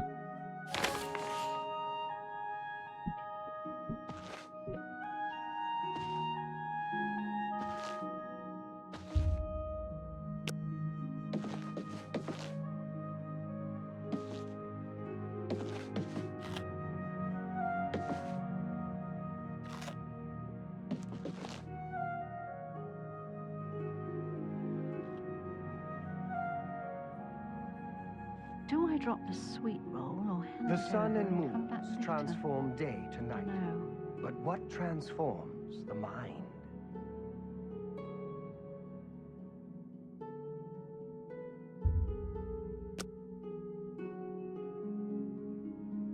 That guy asks way too many questions. The blue plates are nice, but the brown ones seem to last longer.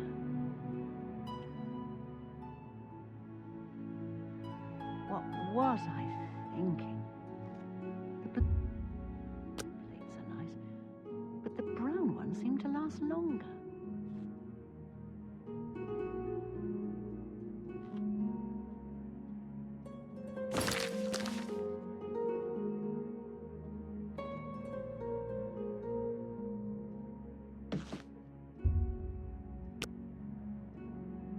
Ready to find Jaskar? Just go. Just watch. You'll see. Greetings, guildmate. Hello there. I hear you've been looking for me. Please, don't be mad. We were just having some fun. We just get tired of Jinn lording her position over us when she barely knows anything about magic. Every now and then, we like to trick her. We figured it was time to move on to a new prank. This one was getting boring anyway. So, you can tell her you found me. Gene Frosterick. Finding ways to confuse her just never gets old for me.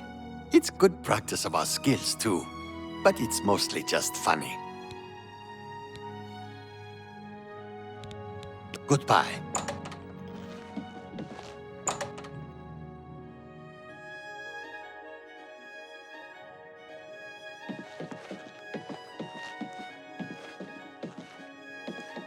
My name is Selena Arania.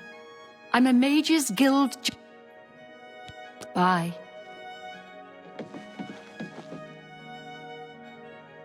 May have gone to bed late. I'll have to wait for the morning to wrap What is this it, up. associate?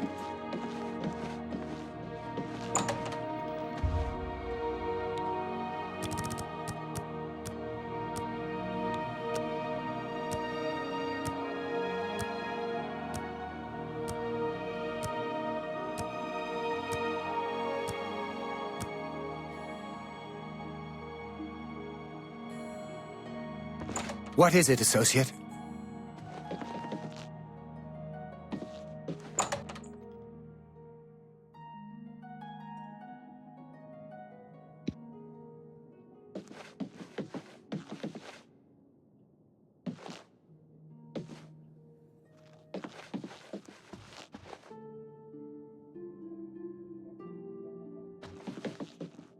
Any luck finding Jaskar?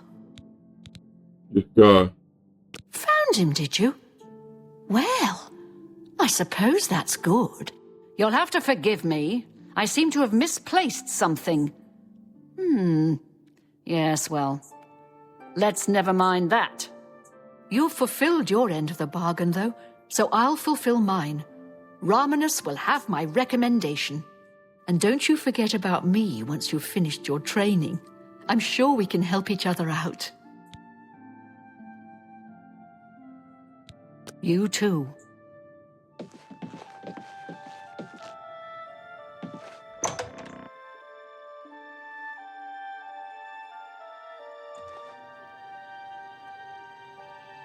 Well, I'm going to leave the city, and I'm going back to Anvil. Oh. Hello. And I'm going to wrap up the quest edit, which I didn't do because I wasn't strong enough. But Drew Moore will help me finish that off.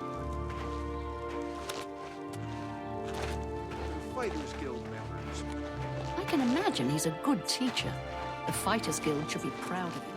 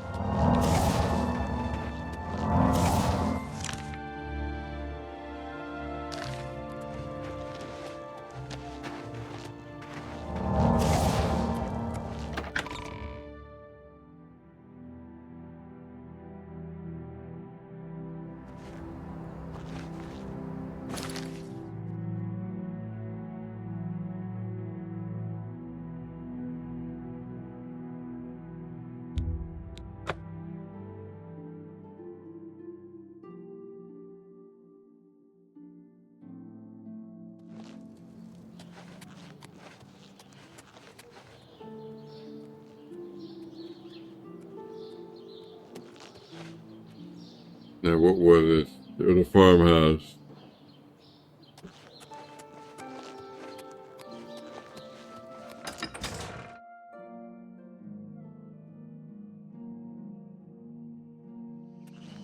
And there was this ship. A ship with some sort of treasure and hold us with 3 cover.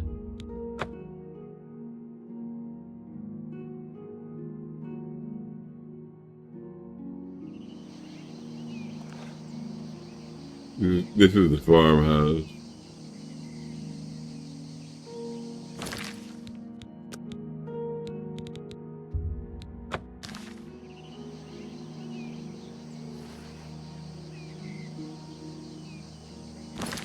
I should use some poison.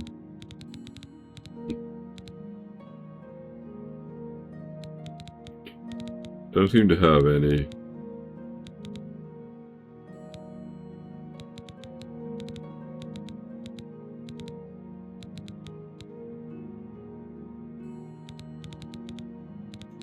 Except for this poison illness, I'll use that.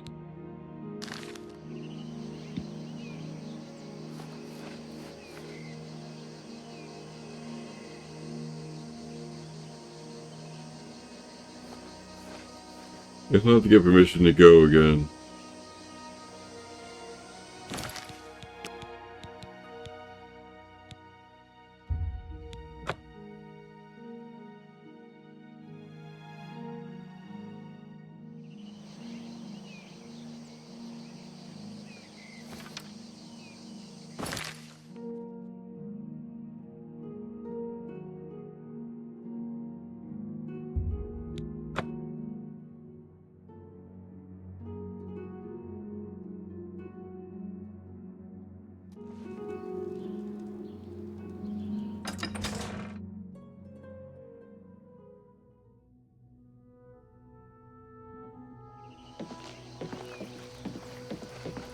Well, let me try this ship first.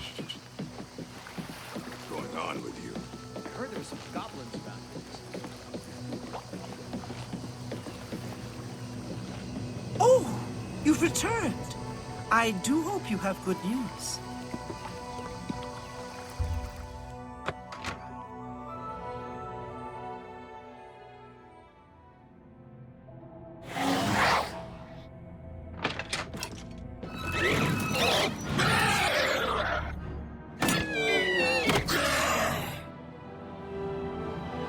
That's not very good.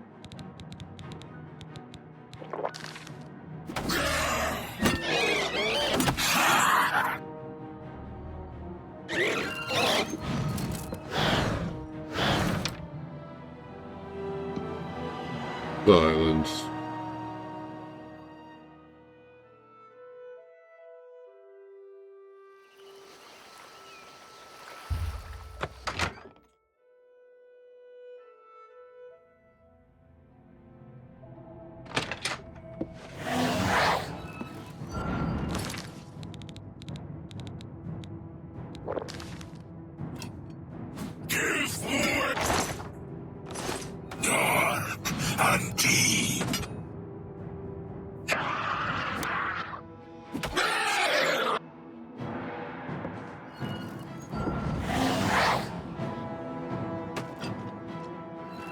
Break, bleed. Growl, Raven.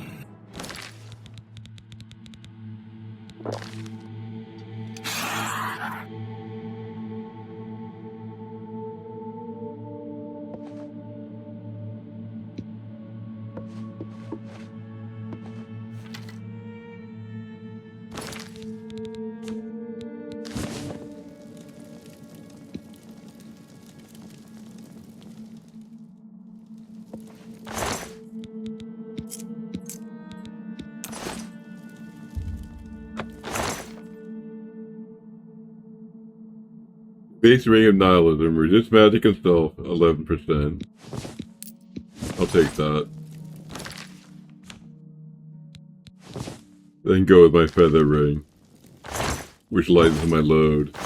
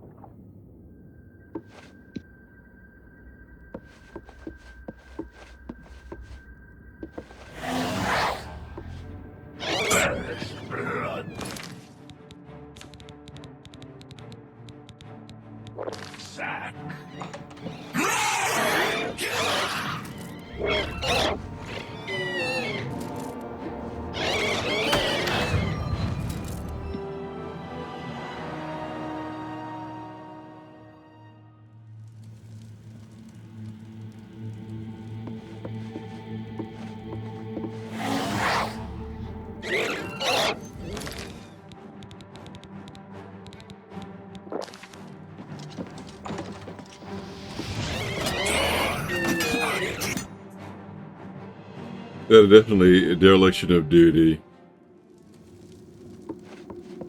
But Demore just ran away.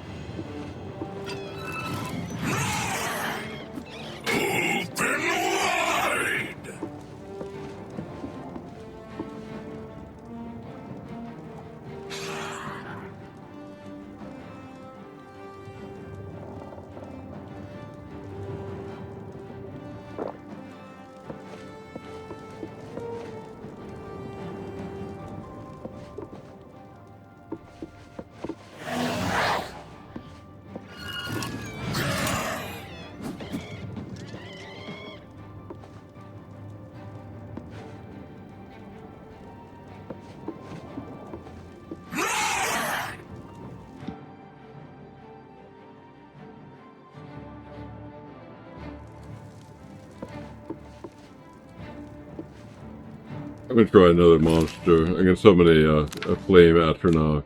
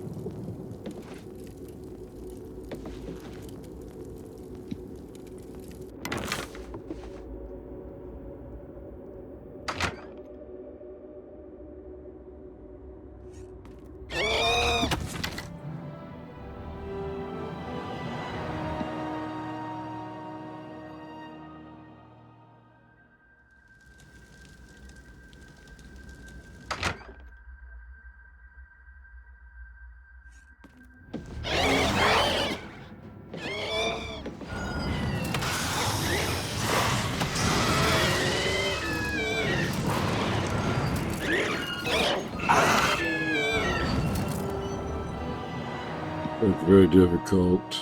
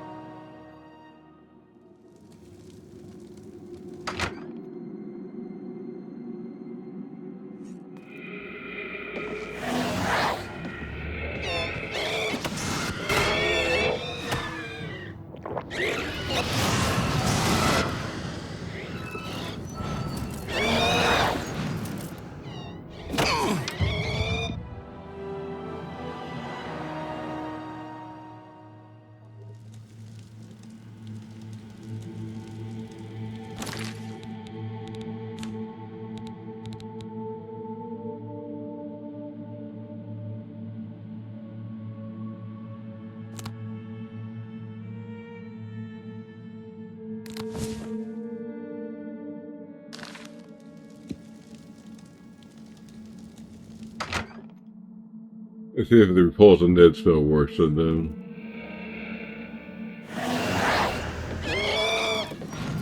Apparently not.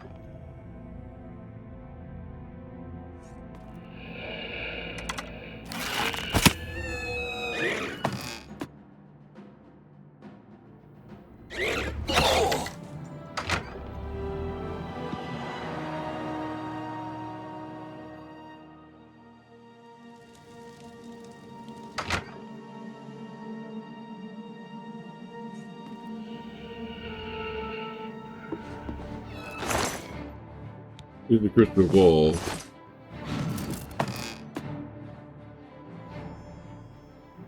I have retrieved Rula's crystal ball. I must now return to her on the top deck of the Serpent's Way.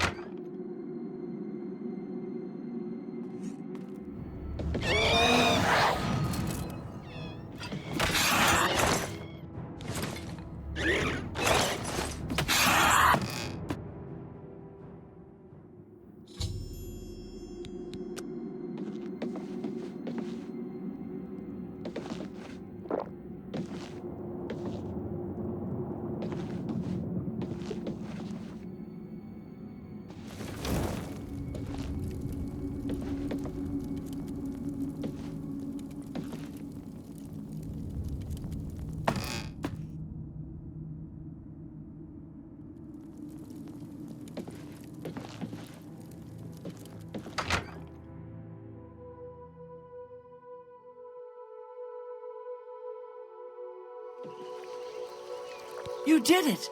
You actually made it back with a crystal ball! Oh, thank you! Here, please take this as a reward. It's the captain's enchanted cutlass. I managed to grab it when I was in his cabin before his spirit chased me out. Oh, thank you so very much!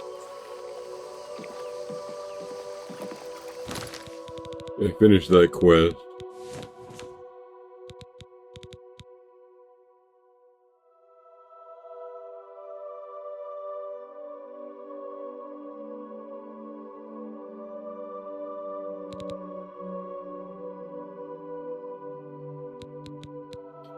I think I'll sell the Red Wave.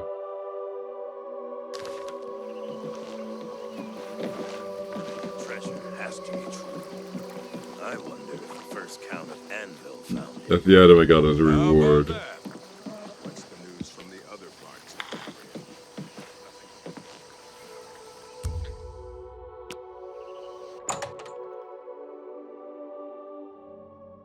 I don't know. I just don't.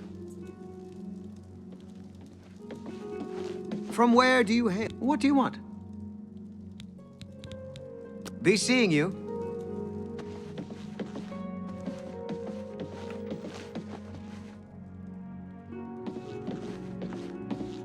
$200 gold? I don't think so. Not for me.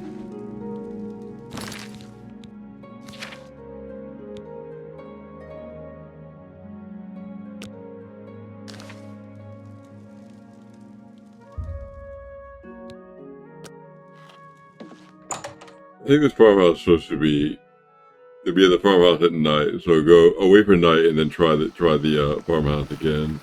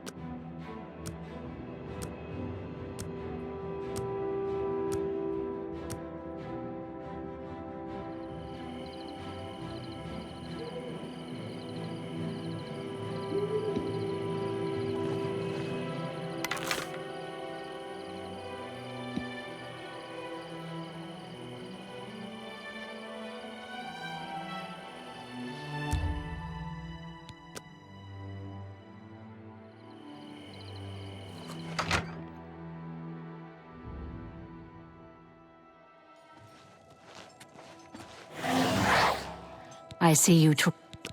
Oh! Give away, Cajun! Leap Fetterkin! Swift hunting for...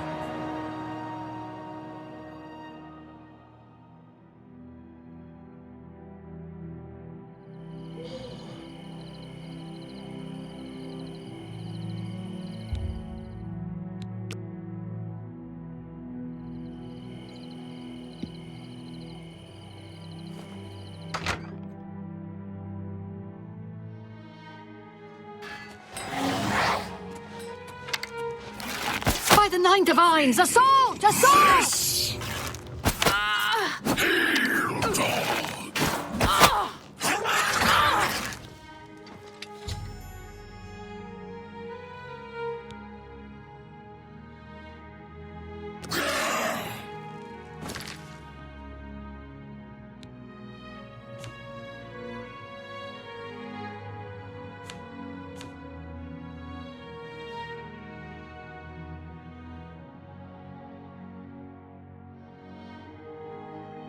Well, I didn't do that in the ideal manner. So I'll try it again.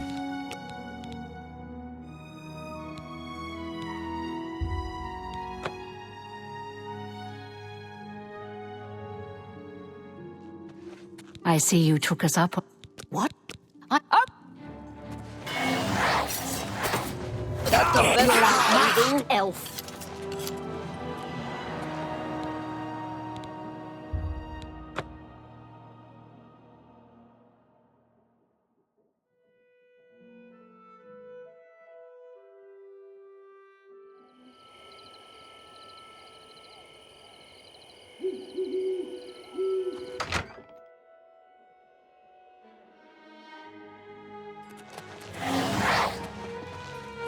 I see you. Up!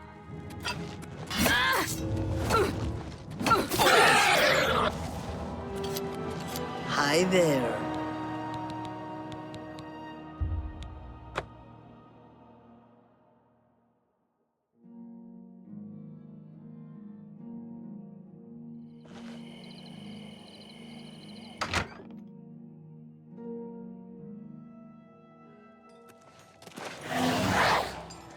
I see you took us up. What? Oh! It comes near. What does it want? Hello there.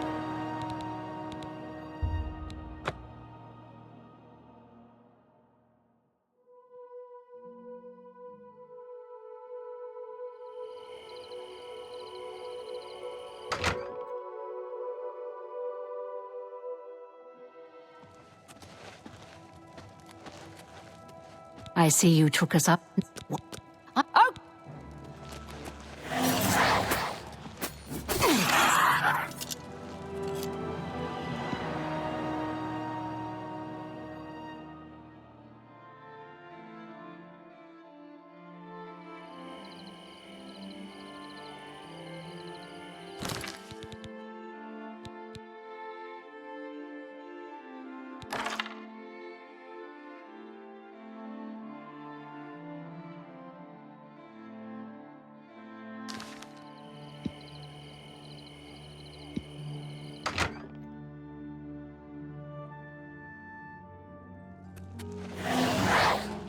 I see you took us up.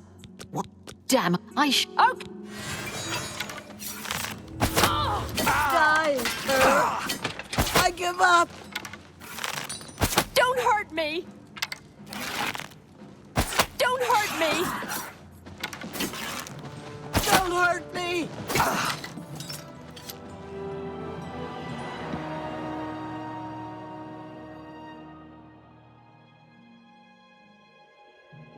The errors of Paradise aren't bad.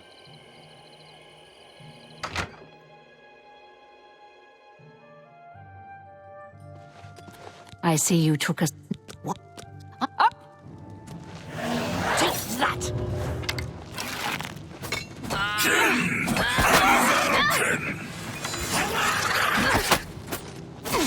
While the sands are warm.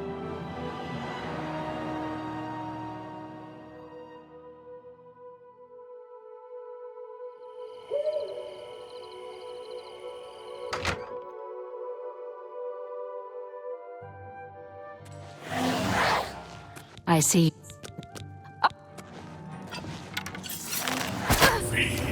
You elves are all the same. All flash and no fury.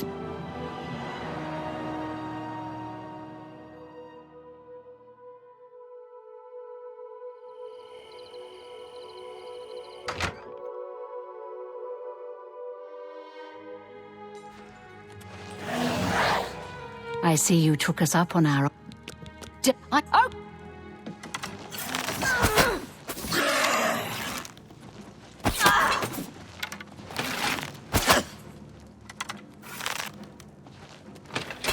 Let's get this over with. I knew you'd show up.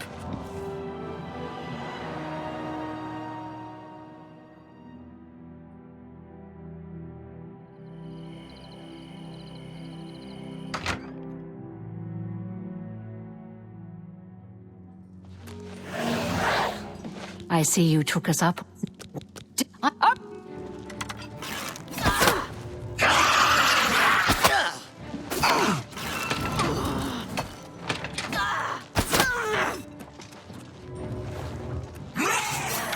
I knew you. May you rest in peace.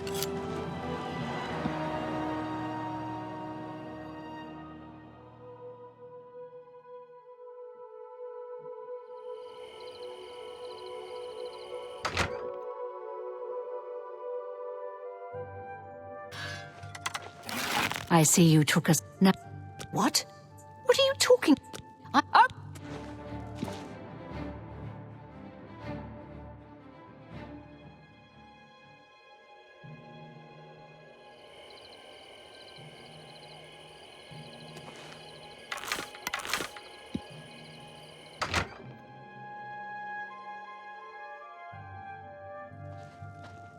I see you took us... No. What? Oh!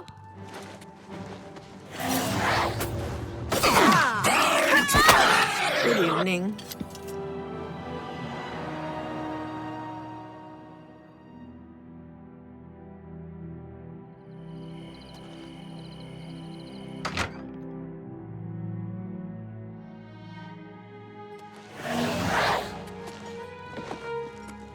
I see you took...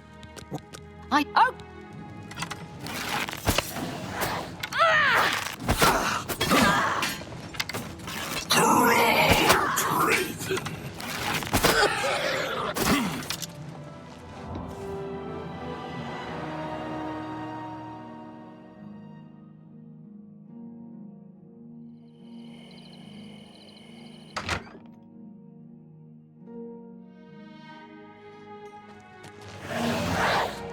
I see you took us up.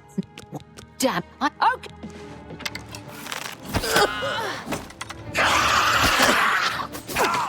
What's the matter? Getting tired? Why won't you die?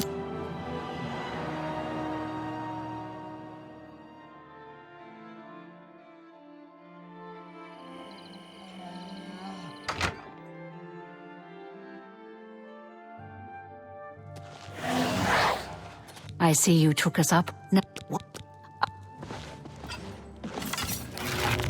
Run away! Failed and fall. Let's get this over with.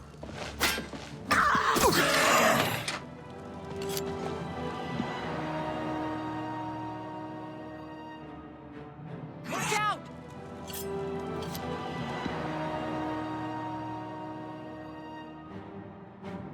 Stay away!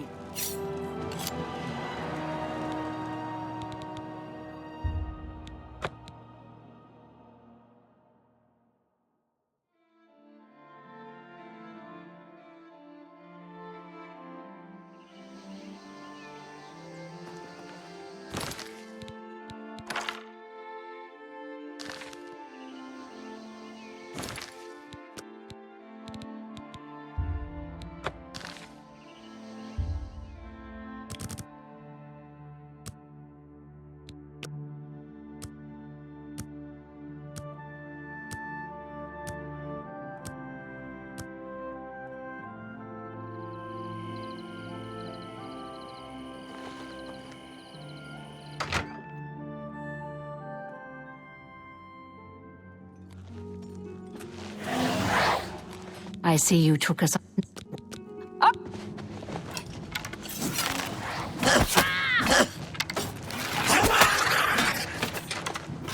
Die, car! I give up!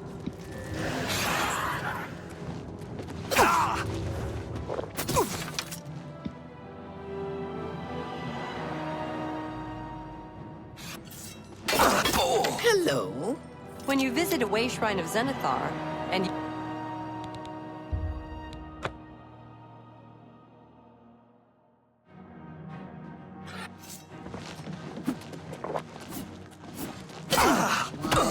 Won't you die?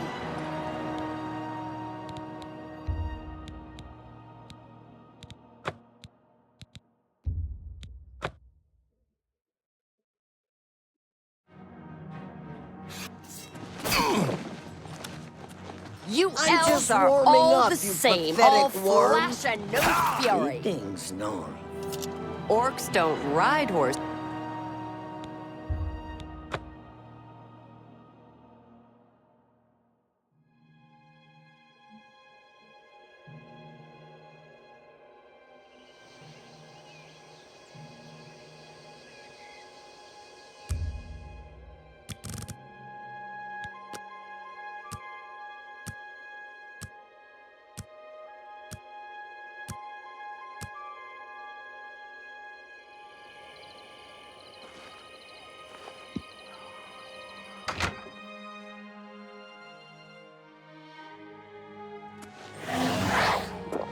Now we can't have... Don't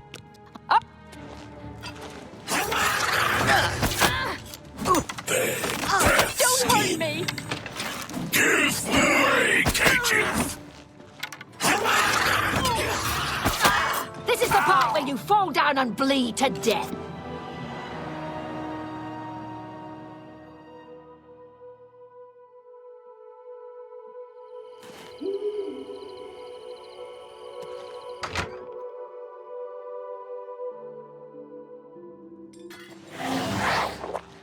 Now we can't have...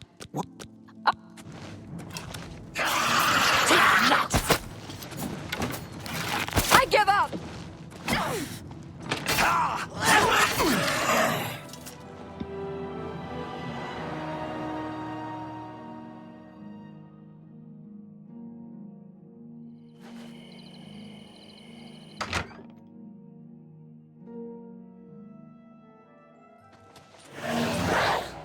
I see you took...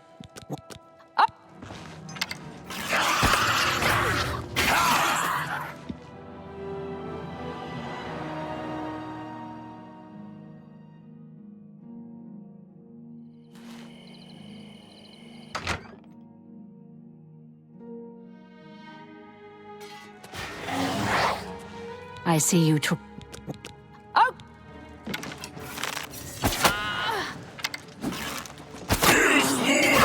Am I supposed to be impressed?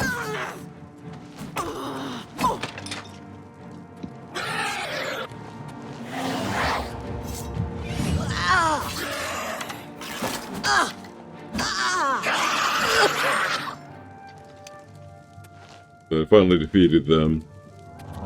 Difficult, but not impossible.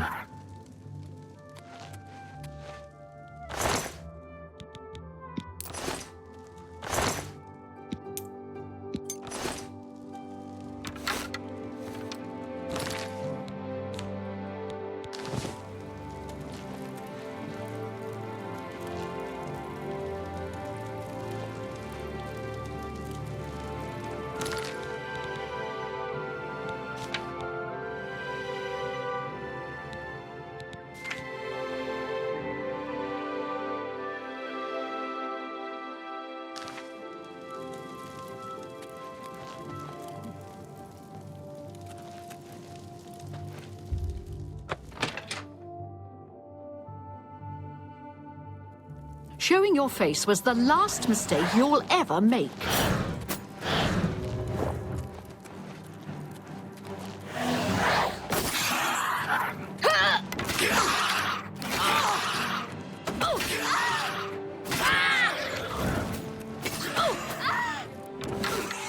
Why won't you die?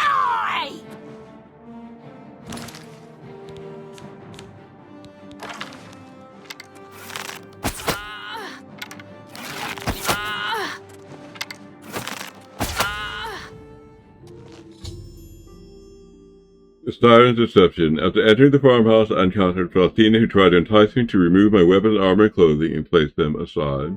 Knowing this was the route, I refused.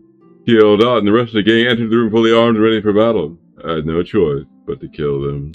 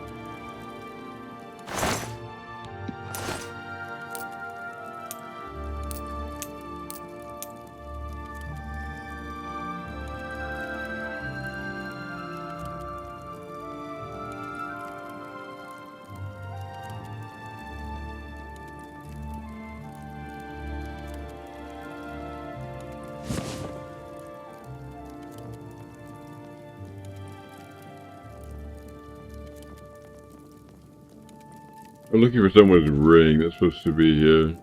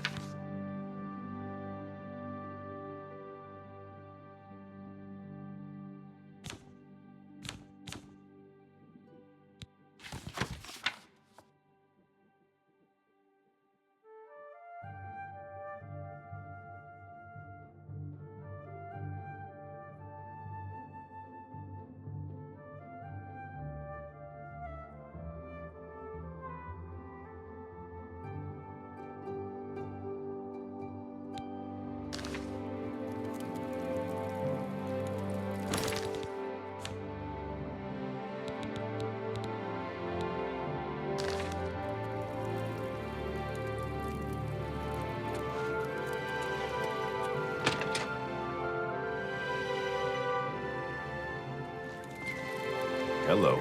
I think we're in for some hard... We had a feeling you'd be surprised when you saw us in our real uniforms. I see you have a puzzled look on your face. Ask away. Gang. Gogan and I are really members of the Anvil City Watch. I suppose you could say we work undercover. We've been trying to foil Faustina's gang for months now. Every time we tried to interview a man who was lured there, they refused to talk. The women in the gang picked married men to seduce for just that reason. It was decided the only way to stop this gang was to send in a stranger. You fit the bill perfectly. It's a shame it had to end in so much violence. But someone was bound to get hurt sooner or later. What about Faustina? We'll clean up the mess. Don't concern yourself about it. I'm sure you had no choice. If you ever find yourself back in Anvil, stop by any time and say hello. Oh, and please say nothing to anyone about our true identities. You've done well, and here's the reward that I promised.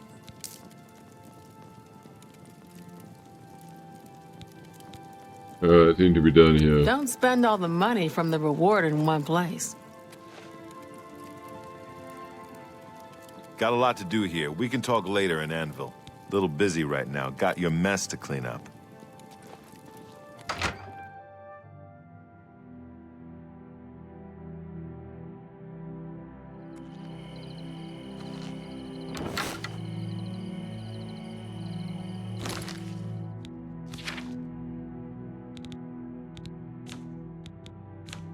Alright, I guess I've wrapped things up here.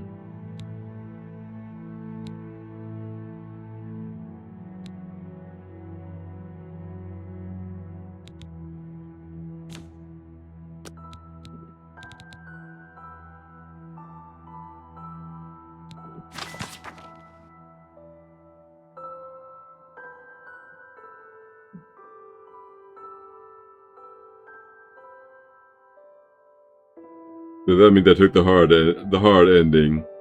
After entering the farmhouse, I encountered Faustine, who tried to entice me to remove my weapons, armor, and clothing and place them aside. Knowing this was a ruse, I refused. He yelled out, and the rest of the gang entered the room fully armed, ready for battle. I had no choice but to kill them. That means I'm fully innocent. As innocent as can be, given this setup.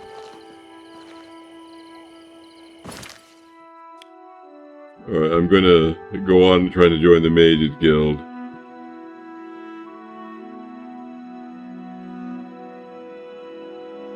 I've really got to Shaden Hall.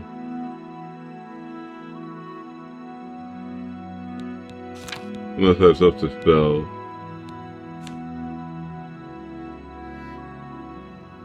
And I do.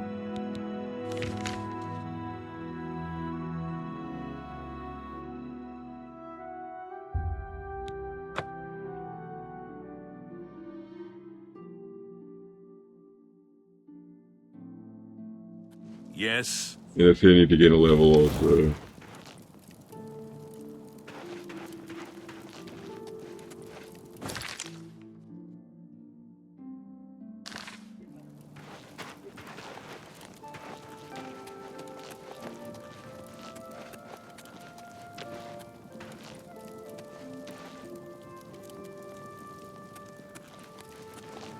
Hello.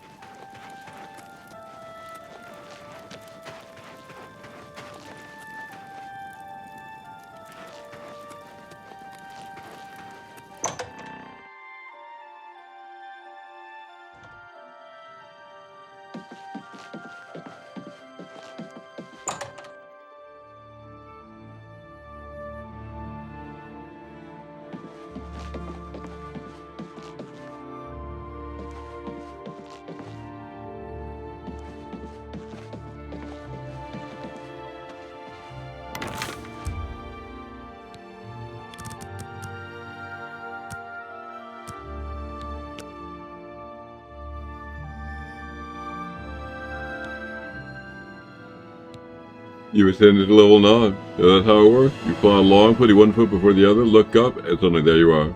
Right, where you wanted to be all along.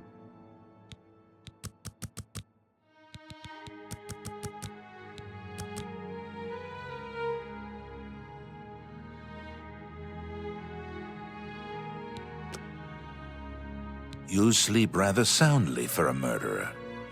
That's good. You'll need a clear conscience for what I'm about to propose. Who are you? I am Lucien LeChance, a speaker for the Dark Brotherhood, and you are a killer, taker of life, a harvester of souls.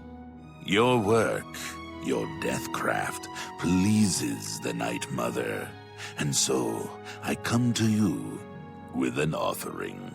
An opportunity to join our rather unique family. Please continue, Mr. LeChance. I find your etiquette refreshing. Now please, listen carefully. On the green road to the north of Breville lies the Inn of Ill Omen. There you will find a man named Rufio. Kill him, and your initiation into the Dark Brotherhood will be complete. Do this, and the next time you sleep in a location I deem secure, I will reveal myself once more, bearing the love of your new family. Rufio will die by my hand. Excellent. Now please, Accept this token from the Dark Brotherhood. It is a virgin blade and thirsts for blood. May it serve your endeavors well. Now, I bid you farewell. I do hope we'll meet again soon. The Dark Brotherhood. Have you not heard of the Dark Brotherhood? Of the remorseless guild of paid assassins and homicidal cutthroats? Join us, and you'll find the Dark Brotherhood to be all that and so much more. We are, more than anything, a union of like-minded individuals. We kill for profit, for enjoyment, and for the glory of the dread Father Sithis. We are family, with bonds forged in blood and death. Good night, Mother. We praise our unholy matron. From her shadowed womb we were born. From her breast we suckle malice and pain. She loves her children, you see. Rufio. Know that Rufio is old and weak and sleeps his days away. You could kill him before he even has a chance to wake, if you so choose. Rumors. Take Cheydinhall, for example. Pretty little town. But the Count's a dark elf, and it's crawling with orc thugs and gangsters. Speaker. Yes, I am a speaker, a representative of the Dark Brotherhood. My voice is the voice of the Black Hand, our organization's ruling body. One of my duties is to find exceptional individuals, such as yourself, and offer a place within our family. Your path is clear. Send Rufio to his death, and the Dark Brotherhood will embrace you as family.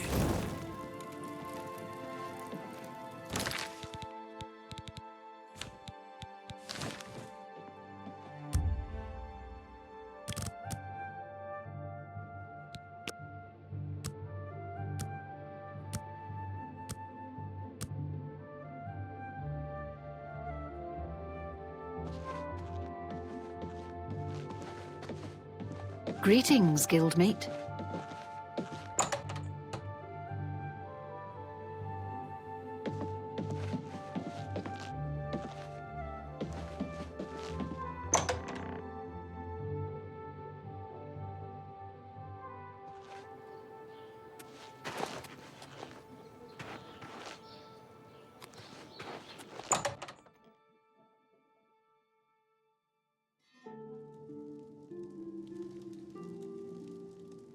Fjotrid, you need armor or weapons, new or repair. Come to Hammer and Axe. This better be good. I don't talk. You think that... You've got a point. You think... Such adventures. You think... I can't argue with that. Sorry. Don't try to manipulate... That's just... I won't... What nonsense. You win. That's just stupid. You win this one.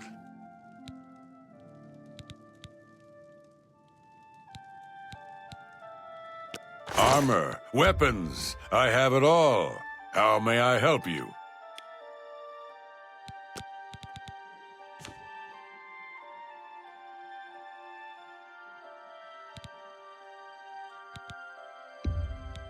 That's just not reasonable.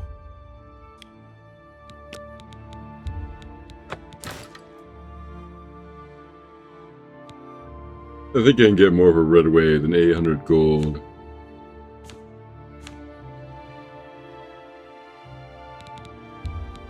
You got a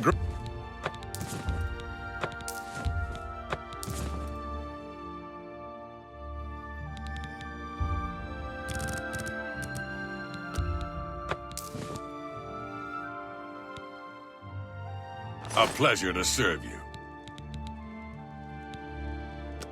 Let's do business.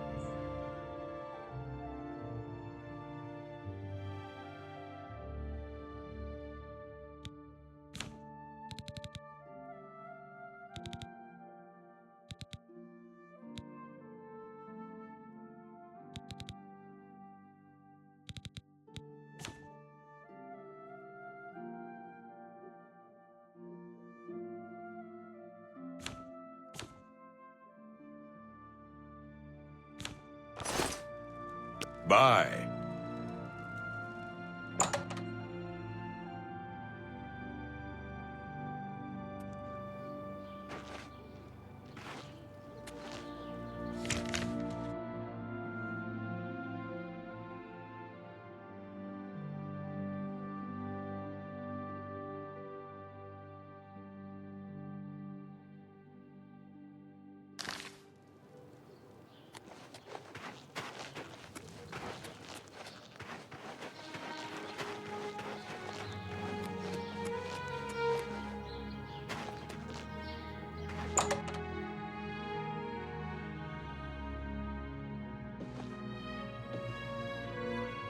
I'm Jantus Brolus.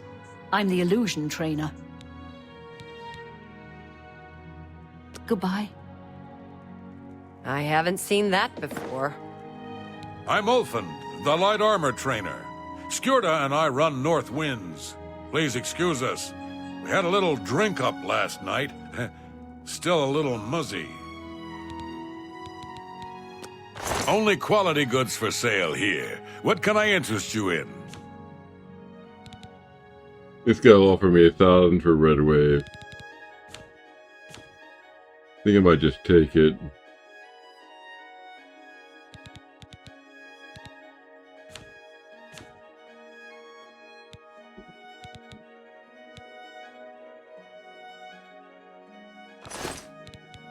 Let's see if we can. Go ahead. That's just, what a great, I don't talk. Oh, that's great. Don't, I wish I, oh, that's great. Not, well, oh, I like, is that so? Not, I wish, that's just talk. Oh, that's, don't try, what a great story. Don't try to, is that, oh, I like that. That's just talk. Oh, not, what a great story. You're good.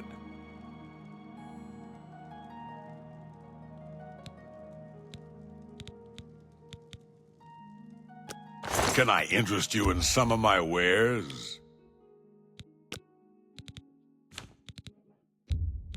I can't do that.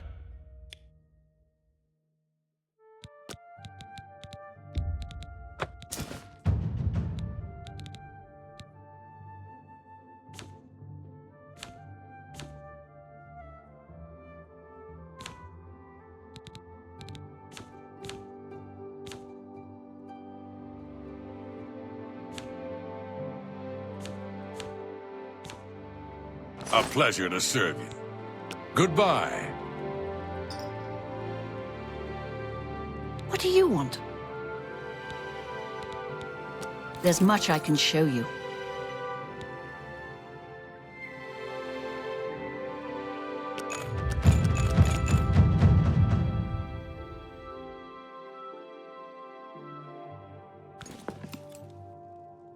Bye. What makes this smell? Bloody scamps. I could skin them.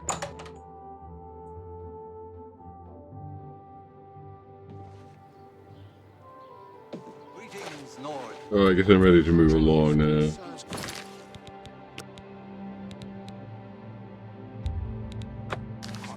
Go right up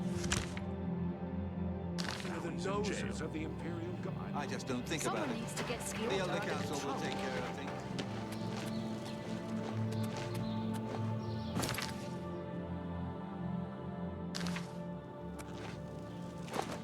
Say the same. I've heard the Fighters Guild has managed to recruit a few new I'm only members. asking for a simple.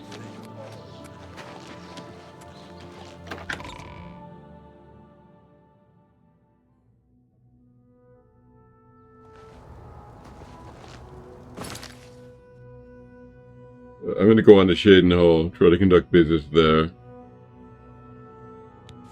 That's to the southeast.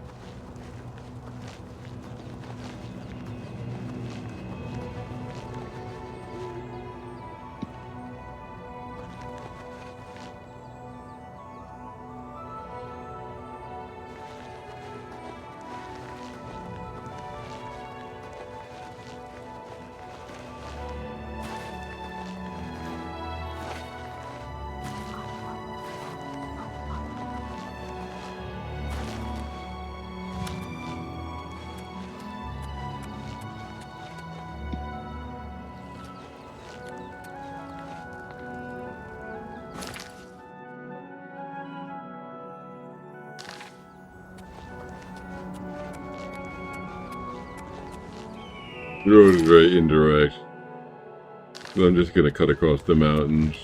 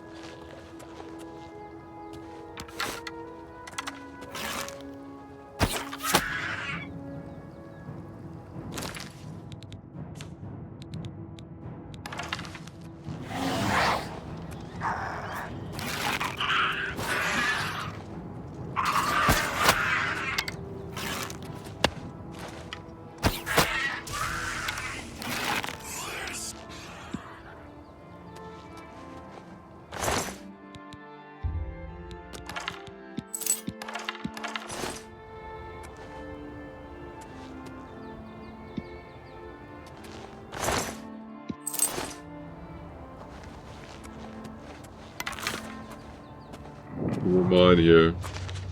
I suppose I'll investigate.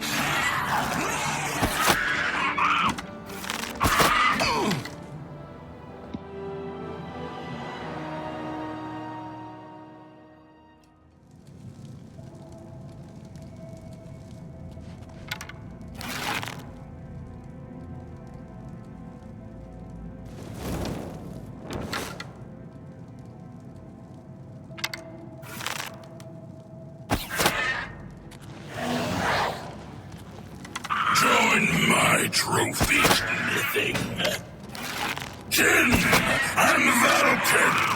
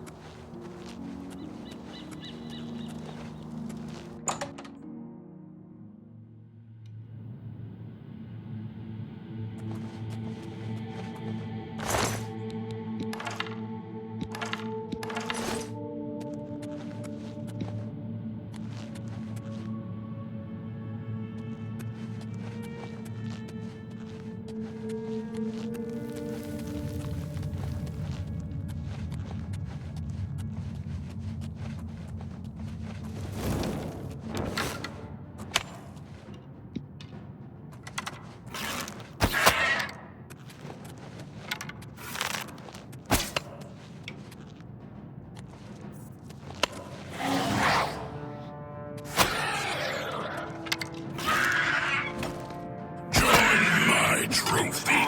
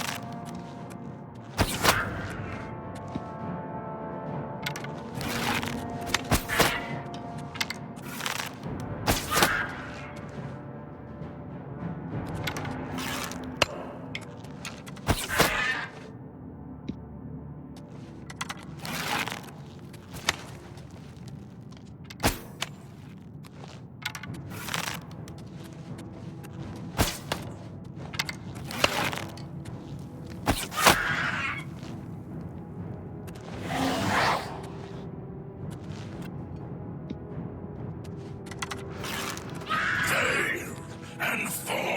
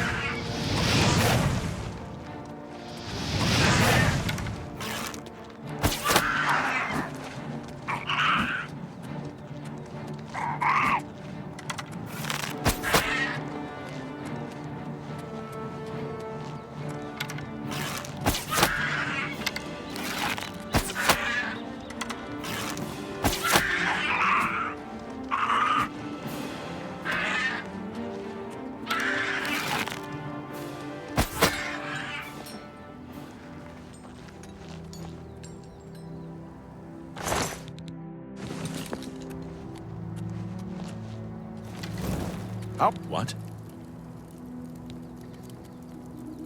Gray Fox. Oh, he's that wanted criminal. Isn't he a master thief? I hear he's dangerous, too. I've heard that the beggars spy for him. Rumors. I heard the Fighters Guild got the Fallen Rock contract, but the guy is just sitting around drinking beer. Be seeing you.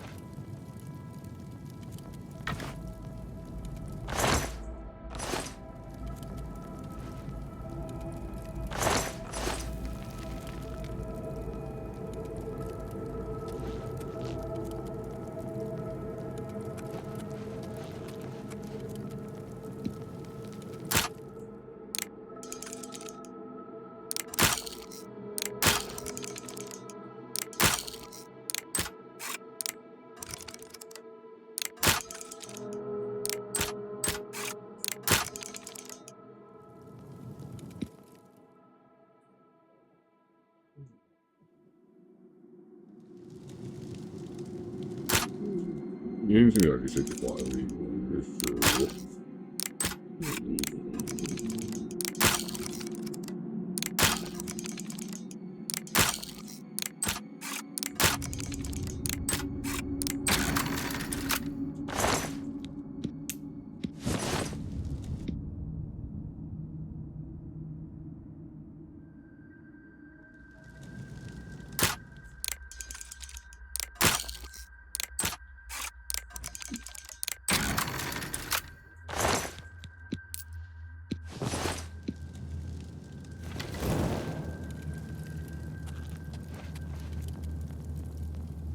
I think I'm done with the plundered mine now. More or less.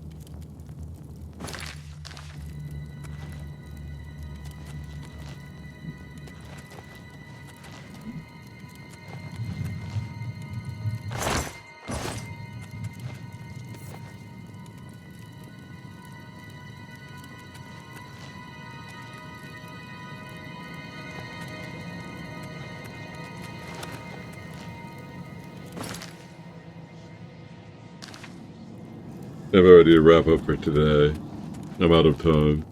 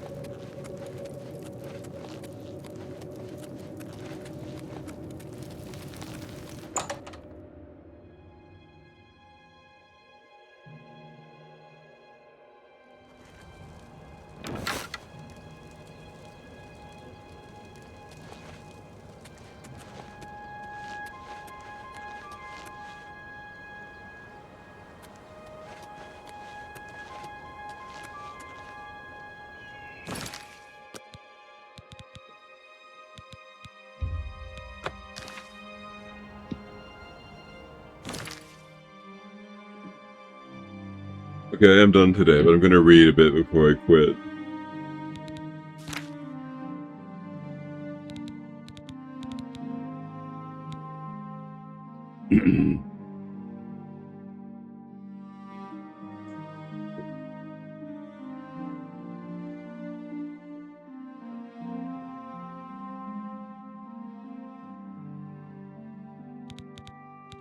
In particular, I'm going to read The Ruins of Kemmelzy. The Ruins of Kemmelzy by Rollard Nordson. With the acclamation of the Fellows of the Imperial Society still ringing in my ears, I decided to return to Morrowind immediately. It was not without some regret that I bade farewell to the flesh pots of the Imperial City, but I knew that the wonders I had brought back from Rothal Makai had only scratched the surface of the Dreamer ruins in Morrowind. Even more spectacular treasures were out there, I felt, just waiting to be found, and I was eager to be off. Also had before me the solitary example of poor Banner Man who was still dining out on a single expedition to Black Marsh 20 years ago. That would never be me, I vowed. With my letter from the Empress in hand, this time I'd have the full cooperation of the Imperial authorities. No more need to worry about attacks from superstitious locals, but where should I look next? The ruins of Kemmelzy were the obvious choice. Unlike Relad Makai, getting to the ruin would not be a problem. Also known as the Cliff City, Kemmelzy lies on the mainland side of the Vardenfell Rift, sprawling down the sheer coast of the cliff. Travelers from the east coast of Vardenfell often visit this site by boat, and it can also be reached overland from the nearby villages without undue hardship. Once my expedition had assembled in Saint-Denis, with the usual tedious complications involved in operating this half-civilized land, we set out for the village of Marog near the ruins, where we hoped to hire a party of diggers. My interpreter, Tuin Panide, an unusually jolly fellow of a dark elf had hired in Saint-Denis at the recommendation of the local garrison commander, assured me that the local villagers would be very familiar with Kemmelzy, having looted the site for generations. Incidentally, Tenpenny, as we soon came to call him, to his constant amusement, proved invaluable, and I would recommend him without hesitation to any of my colleagues who are planning similar expeditions to the wilds of Morrowind. In Morocco, we ran into our first trouble. The headman of the village, a reserved, elegant old fellow, seemed willing to cooperate with the local priest, the representative of the absurd religion they have here, worshipping something called the Tribunal that claim actively in palaces in Morrowind. It was perfectly against us excavating the ruin. He was likely to sway the villagers to his side with talk of religious taboo, but I waited the Empress to let her undertook. It mentioned something about my friend the garrison commander said Nina, and he quieted right down. No doubt this was just a standard negotiating tactic arranged among the villagers to increase their pay. In any event, once the priest had stalked off, muttered himself, no doubt calling down curses upon the heads of the foreign devils, we soon had a line of villagers eager to sign on to the expedition. While my assistant was working out the mundane details of contract supplies, etc., Master Rum and I rode on to the ruin. By land, they can only be reached using narrow paths that wind down the face of the cliff from above. Any missteps threatened to send one tumbling into the sea only by the jagged rocks below. And see, the original entrance of the service must have been in a part of the city to the northeast, the part that fell into the sea long ago when the eruption of Red Mountain created this mind-boggling vast crater. After successfully navigating the treacherous path, we found ourselves in a large chamber open to the sky on one side, disappearing in the darkness on the other. As we stepped forward, our boots crunched in piles of broken metal, common in dwarven ruins of potsherds and other ancient sites. This is obviously where the looters brought their finds from deeper levels, stripping out the valuable outer casing of the dwarven mechanism and leaving their innards here. Even like the intact mechanism back up to the top of the cliff, I lost myself thinking of the many warriors that unwittingly walk around tearing with pieces of a dwarven mechanism on their back. But that, of course, what most dwarven armor really is, just the armored shells of ancient mechanical men. I sobered when I thought about how exceedingly valuable an intact mechanism would be. This place was obviously full of dwarven devices, judging from the litter covering the floor of this vast chamber, or had been, I reminded myself. Looters have been working over the site for centuries. Just in case alone would be worth a small fortune sold as armor. Most dwarven armor is made of mismatched pieces from various devices and its reputation for being bulky and unwieldy, but a match set from an intact mechanism worth more than weight in gold when the pieces all fit together smoothly, and the wearer hardly notices the bulk. Of course, I had no intention of destroying my finds for armor, no matter how valuable. I would bring it back to society for scientific study. I imagined the astonished cries of my colleagues I unveiled at my next lecture, and smiled again. Picked up a discarded gear with the piles at my feet. It still gleamed brightly as if new made, the dwarven allies resisting the corrosion of time. I wonder what secret remained hidden in the mated chambers lay before me, defying the efforts of looters, waiting to gleam again the light they had not long seen in long eons, waiting for me. It remained only to find that, with an impatient gesture of Master Rum to follow, I strode forward into the gloom. Master Rum, Tenpenny and I spent several days exploring the ruins while my assistant set up camp at the top of the cliff and hauled supplies and equipment from the village. I looked for a promising area to begin excavation of block passage or corridor untouched by looters that might lead to completely untouched areas of the ruins. Found two such areas early on, but soon discovered that many winding passages bypassed the block to give access to the ruins behind. Nevertheless, even these outer areas, most part stripped clean of artifacts by generations of looters, were full of interest to the professional archaeologist. Behind a massive bronze door burst from its hinges by some ancient turmoil of the earth, we discovered a large chamber filled with exquisite wall carving, which impressed even the jaded Tenpenny, who claimed to have explored every dwarven ruin in Morrowind. It seemed to depict an ancient ritual of some kind, with a long line of classically bearded dwarven elders processing down the side walls, while seemingly bowing to the giant form of a god carved at the front wall of the chamber, which was caught in the act of stepping forth from the crater of a mountain in a cloud of smoke or steam. According to Master Rum, there are no known depictions of dwarven religious rituals, so this was an exciting find indeed. I set a team to work prying the carved panels from the wall, but they were unable to even crack the surface. On closer examination, the chamber appeared to be faced with a metallic substance with a texture and feel of stone impervious to any of our tools. I considered having Master Rome try his blasting magic in the wall, besides the risk of destroying the carving was too great. Much as I would have preferred to bring them back to the Imperial City, I had to settle for taking rubbings of the carving. If my colleagues inside it showed enough interest, I was sure specialists could be found, perhaps the Master Alchemist, who could find a way to safely remove the panels. I found another curious room at the top of a long winding stair, barely passable due to the fall rubble from the roof. At the top of the stair was a domed chamber with a large ruined mechanism at its center. Painted constellations were visible in some places on the surface of the dome. Master Rum and I agreed this must have been some kind of observatory, and the mechanism was therefore to remain of a dwarven telescope. To remove from ruins down the narrow stairway would require a complete disassembly, which fact no doubt preserved it from the intention of looters, so I decided to leave it in place for the time being. The existence of this observatory suggested, however, this room had once been above the surface. Close examination of the structure revealed this would need a building, not an excavated chamber. The only other doorways from the room were completely blocked, and careful measurements from the top of the cliff to the entry room and then to the observatory revealed that we were still more than 250 feet below the present ground level. A sobering reminder of the forgotten fury of Red Mountain. This discovery led to focus our attention downwards, as we now knew approximately where the ancient surface lay. We could roll up many of the higher block passages, one wide passage, impressively flanked with carved pillars, particularly drew my interest. It ended in a massive rock fall. We could see where looters had begun and then abandoned the tunnel through this debris. By a team of diggers and Master Rum's major assist, I believe we could succeed where predecessors had failed. I therefore set my team of dark elves to work in clearing the passage, really finally beginning the real exploration of Kemmelstein. Then I hope my boots will be stirring up dust have been laying undisturbed in the dawn of time. The exciting prospect for me, I may have driven my diggers a bit too hard. Penny reported they were beginning to grumble about the long days, and that some were talking of quitting, knowing from experience that nothing puts hard back in the dark out like a taste of the light. And the ringleaders wept, and their breath confined the ruin until they had finished clearing the passageway. Thanks to for my foresight and requisitioning a few legionnaires obtained to me. They were stolen at first, but they promised an extra day's wages when they broke through. They soon set to work with a will. But these measures may sound harsh to my readers back in comfort of civilization. Let me assure you there's no other way to get these people to stick to a task. The block was much worse than I first thought. In the end, it took almost 2 weeks to clear the path. The diggers were excited as I was when they finally broke through the far end into emptiness. We shared a round of local liquor together, fog and cocktail, true, to show that all was forgiven. I can hardly restrain my eagerness as they enlarged the holding lot entry into the chamber beyond, with the passage to entire new levels of the ancient city, filled with artifacts left by the vanished dwarf. Would it be only a dead end? Some side passage leading nowhere? When I excitement grew as I slid through the hole and crouched for a moment in the darkness beyond. From the echoing sounds of stones rattling beneath my feet, I was in a large room, perhaps very large. I stood up carefully and hooded my lantern. As the light flooded the chamber, I looked around in astonishment. Here were wonders beyond even my wildest dreams. As the light from my lamp filled the chamber beyond the rockfall, I looked around in astonishment. Everywhere the warm glitter of dwarven alloy. I found an untouched section of the ancient city. My heart pounded with excitement and looked around me. The room was vast, the roof soaring up in the darkness beyond the reach of my lamp. The far aloft in shadows, only a tantalizing glimmer, hinting at treasures, and yet not yet revealed. Along each wall stood rows of mechanical men intact except for one oddity. The heads had been brutally removed and placed on the floor. At their feet, this could mean only one thing. I discovered the tomb of a great dwarven noble, maybe even the king. Bales of type had been discovered before, most famously ransomed expedition to Hammerfell, but no completely intact tomb had ever been found. Until now. This was truly a royal burial. Where was the tomb? I thought for it. Gingerly, the room's headless body standing silently as they had for eon. The disembodied eyes seeming to watch me. They passed. I heard wild tales of the curse of dwarves, but always laughed at all superstition. But now breathing the same air, the materials built into the city, which lay undisturbed, and the cataclysm spelled their doom. I felt a twinge of fear. There's some power here. I felt something malevolent that resented my presence. I stopped for a moment and listened. All the time. Except the scene, I heard a faint hiss. Regular breathing, I fought down a sudden surge of panic. I was unarmed, not thinking of danger in my haste to explore past the blocked passage. Sweat dripped down my face. I scanned the gloom for any movement. The room was warm. I suddenly noticed, much warmer than the rest of the labyrinth thus far. My excitement returned. But I found a section of the city still connected to a functioning steam grid. Pipes ran along the walls as in all sections of the city. I walked over and placed my hand on one. It was hot, almost too hot to touch. Now I saw that in places where the ancient pipe being corroded. Small jets of steam were escaping. The sound I heard. I laughed my incredulity. I now advanced quickly to the far end of the room, giving cheerful salute to the ranks of mechanical soldiers that appeared so menacing only moments before. I smiled with triumph as the light swept back the darkness of the century to reveal a giant effigy of a dwarven king standing on raised days, his metal hand clutched a rod of office. This was the prize indeed.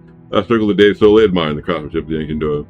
The golden king stood 20 feet tall on their freestanding dome cupola, his long and split beard jutting forward proudly as the glittering metal eyes seemed to follow me. My superstition moved the path. I gazed benevolently at the old Dwarven king. My king had already begun to think of him. I stepped on the day to get a better look at the sculpted armor. Suddenly the eyes of the figure opened, and it raised a male's fist to strike. At least one side of the golden arm came crashing down, striking sparks of death where I stood a moment before. With hiss of steam and the whir of gear, the giant figure stepped ponderously out from under his canopy, and strode toward me with frightening speed, his eyes tracking me as I scrambled backward. I dodged upon the pillar, the fist whistled down again. I dropped my lantern into confusion, and I crept into the darkness outside the pool of light, hoping to slip between the headless mechanism, thus escape back to the safety of the passageway. Where had the monster gone? You think that 20-foot golden kind would be hard to miss, but he was nowhere to be seen. The guttering lamp only illuminated a small part of the room. He could be hiding anywhere in the gloom. I crawled faster. Without warning, the dim ranks of dwarven soldiers in front of me went flying as the monster's guardian loomed before me. He had cut off my escape as I dodged backward. Blow after blow, whistled down. The implacable machine followed me relentlessly, driving me into the far corner of the room. I laughed at nowhere left me to go. My back was to the wall. I glared up at my foe, determined to die on my feet. The huge fist lifted for one final blow. The room blazed with sudden light. Bolts of purple energy crashed across the metal carapace of the dwarven monster, and halted, half turning to meet this new threat. Master Rum had come. I was about to raise the chair when the giant figure turned back to me, unharmed by the lightning bolt hurled by Master Rum. Determined to destroy this first intruder, I shouted out, "Steam, steam!" as the giant raised his fist to crush me into the floor. They hissed and a gust of bitter cold, and I looked up. The monster was not covered with a shell of ice. Frozen the very moment of dispatching me, Master Rum had understood, leaning against the wall with relief. The ice cracked above me. The giant golden king stood before me, a shell of ice falling away, his head swiveling towards me in triumph. With no stopping his dwarven monstrosity, but then the light faded from his eyes and his arms dropped to his side. The magical froth to work, cooling its steam-driven energy. As Master Rome and the diggers crowded around me, dreadfully me on my narrow escape, my thoughts drifted. After my return to the Imperial City, I knew that this would be my greatest triumph yet. I could have possibly topped this fight. Perhaps it was time to move on. Recovered the fabled Eye of Argonia, now that would be a coup. I smiled to myself, reveling in the glory of the moment, but already planning my next adventure.